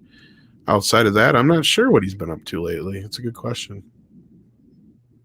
Because, I mean, he doesn't have any involvement with the Lord of the Rings, right? That's totally, completely away from him. Or does he have any kind of producerial duties on that? I have no idea. Honestly, I have no clue. I thought he said that he's not involved with it, so I could be wrong, though. But yeah, somebody correct me, but yeah. The Halo series. Yeah. I don't know if is he connected with that one. I know he used to be, but I He don't know was if he is. connected to the movie. I don't think he has any connection. Yeah, I was gonna say to I it don't think he has anymore. anymore. That's a good question though. Yeah, I don't know what he's up to lately. That's a good question. Oh, the Beatles documentary. That's right. He was working on. Oh, he did that other documentary not too long ago. That's right. Where he did the World War II footage and colorized it. Was that him? I think that was him, wasn't it? I don't know. I Anyway, that's a swore. waste of his abilities in any way. Like, he should be making movies, not documentaries. Yeah, he was but, involved in whatever that. floats his Yeah, boat. I was gonna say. So he's been doing that kind of stuff. Yeah, here, yeah, Cartoon Man. That just looks brought it up, amazing. too. Yeah. Yeah, it looked great, but it's like, it make really some did. movies, dude. It really did. Yeah. No, other than that, it's just he's been just obviously working on his own little projects, evidently. So as long as he's happy and making money, then he probably doesn't have to should do be getting shit. on more Tintin. I don't know if that there was rumors that they might be getting that's on. Probably never happening. Yeah, I don't know. Spielberg, they made like one a decade ago, and since it's been a decade with no more, then probably it's never going to happen. But yeah, I like that. The movie didn't do that well. So. No, it didn't. Unfortunately. And Destiny Captain says, I would really like Midnight's Edge to catch up on the 3 Stargate series and give us your opinions. Well, before I do something like that, I have to catch up on The Expanse, which is much shorter. So, like, don't hold your breath. And I think that's going to be true for Tom as well. I don't know about you, Paulie, but I would not recommend holding your breath while you wait for me, at least, to catch up to Stargate. Time. I always start like the wrong sci-fi series, and then I'm like, damn it, like I did the 100, I did Under the Dome. I was like, I should have seen The Expanse at this whole time. Anyways, I just thought I'd tell you that. Yeah. And then Peter Hahn says, you guys talk about 1980s cartoons, but don't recall you ever mentioning Star Blazers. Any opinion? Guys, have you any opinions on Star Blazers?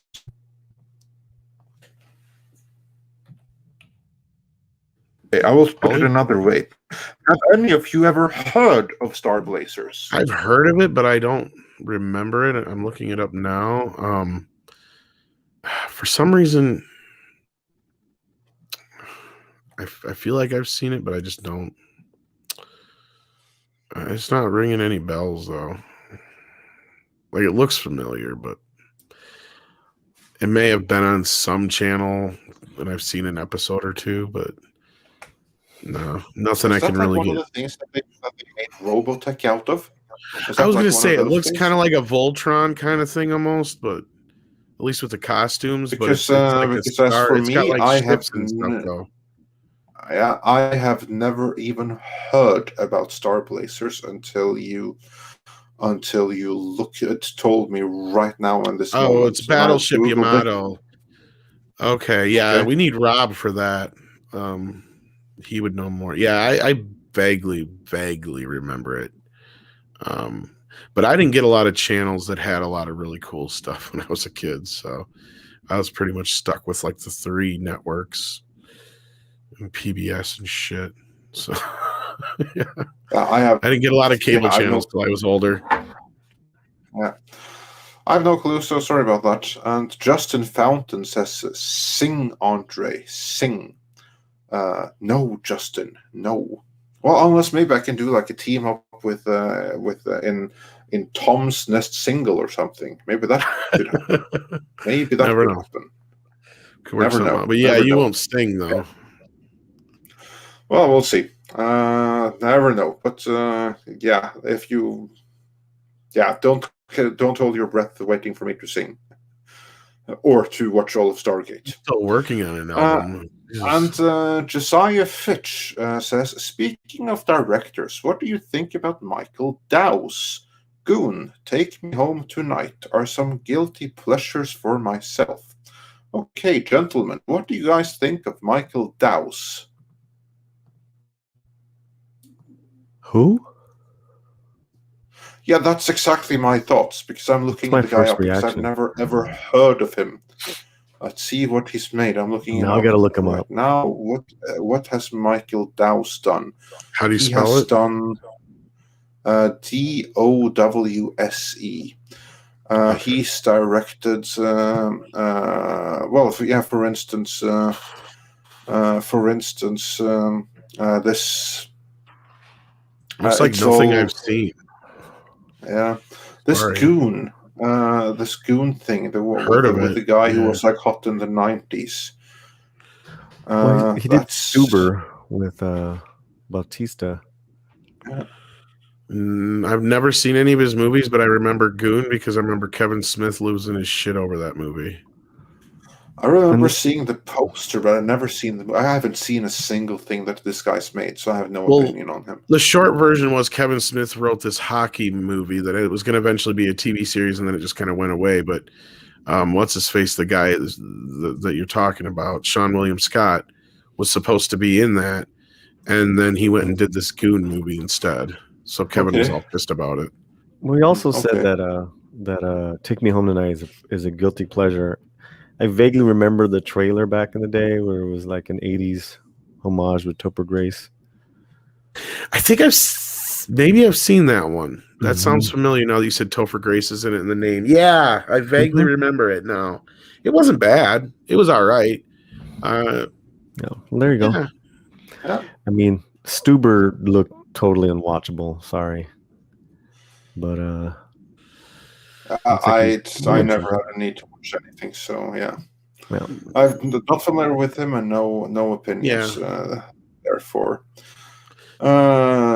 Tarmenel says for 100 Chess Krona. Nice, great guest. Oh, thank you. Glad you approve.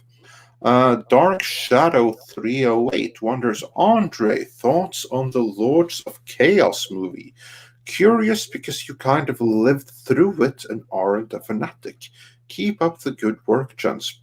That reminds me, I have to get back on doing a video on that. I was supposed to do a video and it's kind of like got pushed back and that never happened. Lords of Chaos is a movie based on the true story behind the Norwegian death metal band MEitM.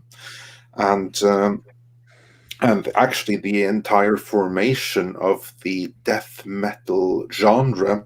And these people, they were involved with killings, church burnings, Satanism, all kinds of hobby Satanism, like any follower of LaVey would be appalled by them. But anyway, it was quite an interesting movie. I think that the movie is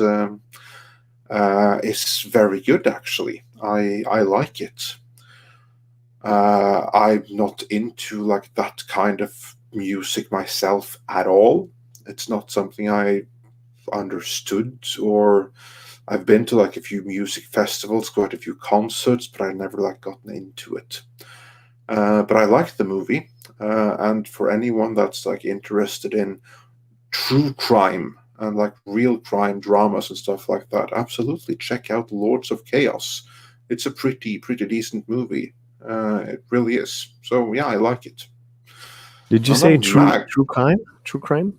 Yeah, true crime. Like if you like true crime and like movies based in reality, where you have like some really out there stuff, movies based on that. Oh yeah. Check out Lords of Chaos. Okay.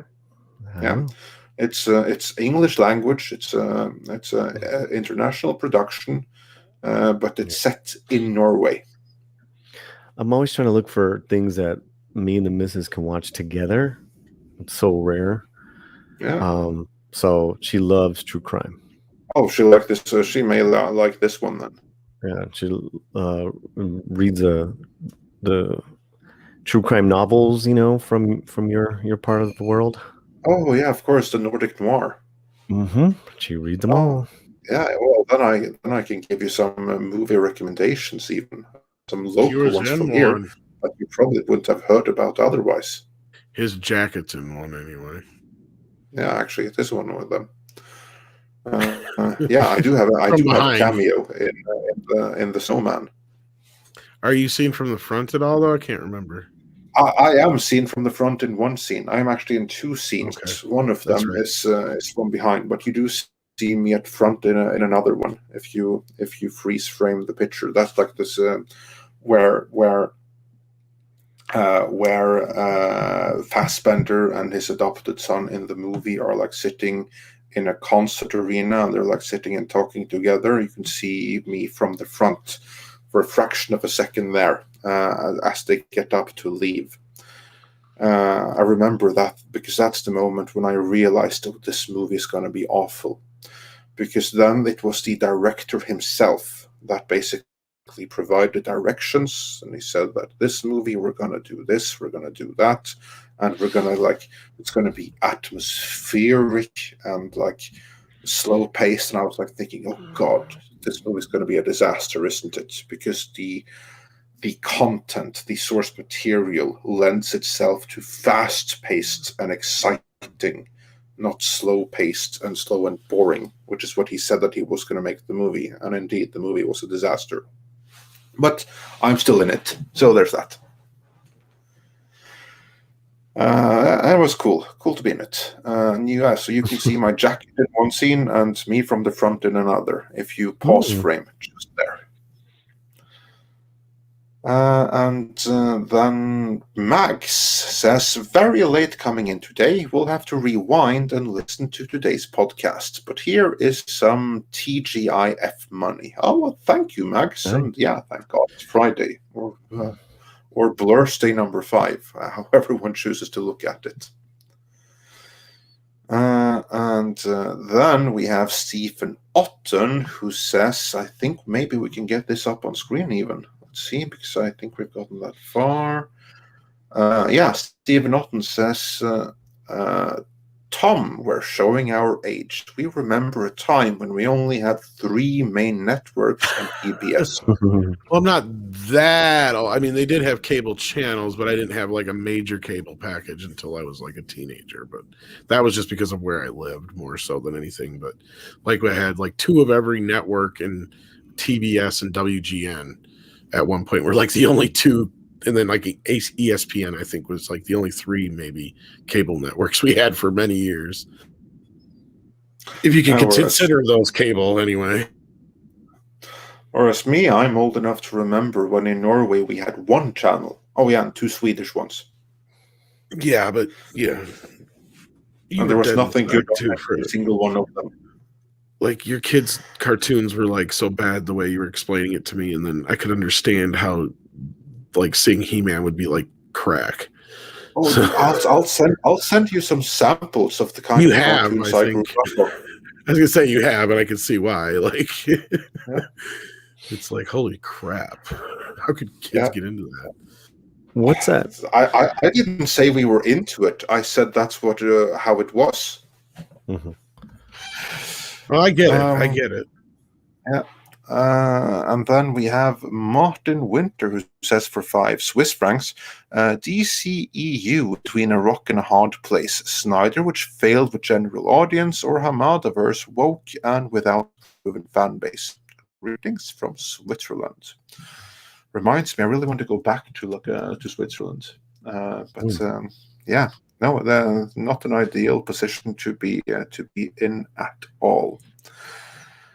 And let's see.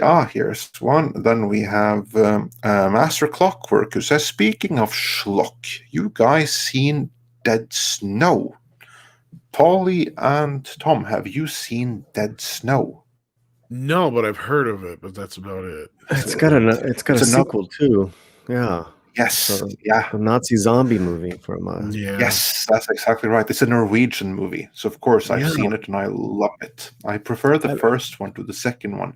The second one is made with an American audience in mind, so they mostly speak English in it. Because you have like the Norwegian survivor, but he's suddenly joined by a crew of American zombie hunters, so that the movie has the excuse to be in English language.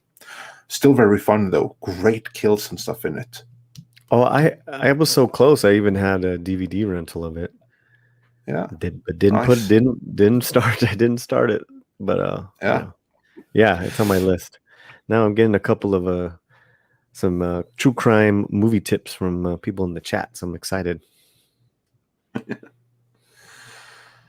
So yeah, that's a fun one. And with that, we are fully caught up. Was it anything else we had to discuss? Then, Yeah, there Paulie, was a something video that you wanted. Paulie you brought up this morning here. Oh no! Oh, is this the Transformer movies? Yeah. I'll send you the link. This is a Deadline story. They're the director of Creed 2, and Anthony Ramos is going to be the lead. Very talented guy. It looks like I just put in the private chat. They're doing like multiple productions, like 2 different film productions going on of new Transformer movies. So I just my video was just the fact that they are casted Anthony, who I think is an incredible talent. I don't even think they know how talented this guy is. And he was in a Hamilton, Stars Born, Honest Thief with Liam Neeson, and then he's gonna be the lead in The Heights. But this kid can do anything, so I'm curious to see what they do. What Paramount and Hasbro is gonna do. And then the director did Creed 2. I don't know what else. I forgot what else he did, but Creed 2 wasn't bad. Looks like there's an animated Transformer film coming as well from this, or yeah, I think it's 2 movies and then 1 animated movie, or just 1 and 1. From the Toy Story 4 director, it looks like Josh Cooley. That's what it is. Yeah, so it's 2. Yeah, you're right. Interesting. So is this going to be? Did they say if this is going to be continuing off of Bumblebee, or is this something totally new? I think it's going to be something totally new. They had the perfect thing in Bumblebee, but their idiot producer Lorenzo Di Bonaventura didn't realize. So they're going to fully revamp the property. Exactly.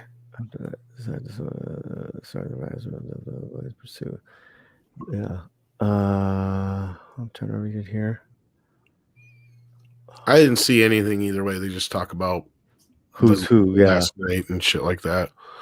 So, all right, well, hopefully we get some more info on that. And I think there's other stories that are out too. Let me look it up. I don't really keep up with the whole Transformer verse, but yeah. Salma Hayek news. Sorry. Salma Hayek is news. Yeah. And I think she's a vampire. Yeah. For reals. Oh, yeah? Well, she hasn't aged in 30, 40 years.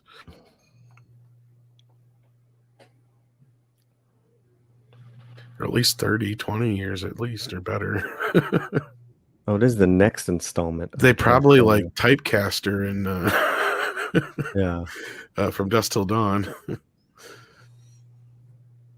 Sounds like terraforming, says John Willis. Okay. That would be a boring Transformer movie.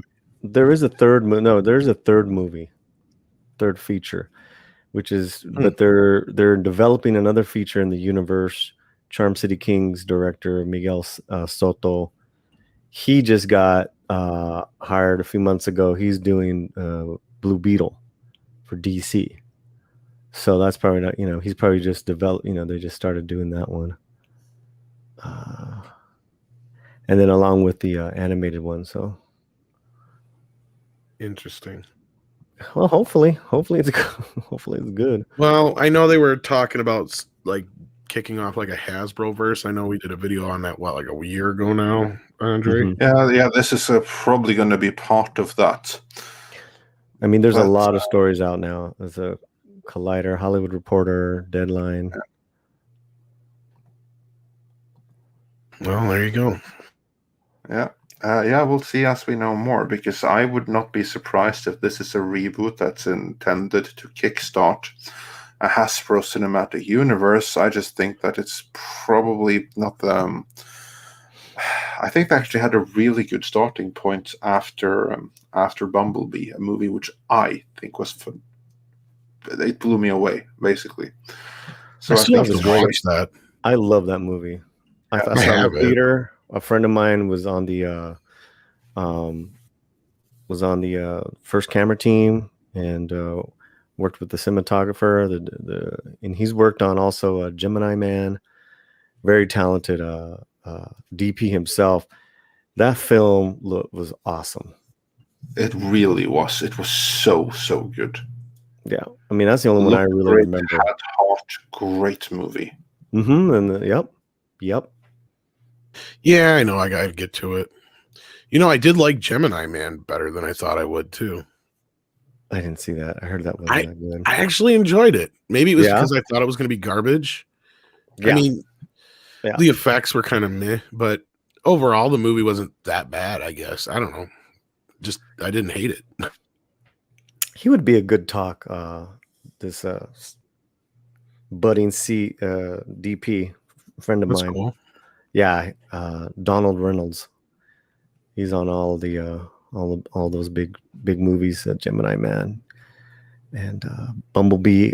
I don't think we've talked to just a DP in general. So yeah, he and then him and his wife. I don't want to, but him and his wife just produced a short film. So yeah, but back to Bumblebee. I really love that film. I should try and watch it. So fun, and it was really good. A lot of heart, great story, great. The female was great, and of course, Bumblebee was a shit.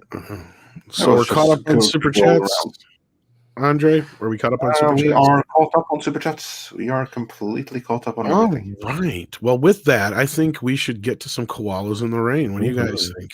Absolutely. Yeah. So time to wind down. Before we do, I just want to say thanks to the Critical Drinker for joining us today. Always a pleasure when we have him on. And Warwolf says, I assume DP means director of photography. In this case, yes. In this particular case, yes, that's what he means. Yeah, not cinematography.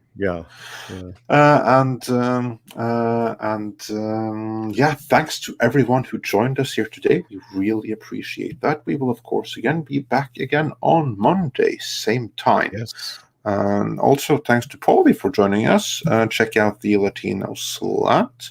Yes, and with that, 20 hours away from there you go. From hitting the notes. So if anyone wants to watch some cool videos, help me out. That would be awesome. And thanks for inviting me again. Yeah.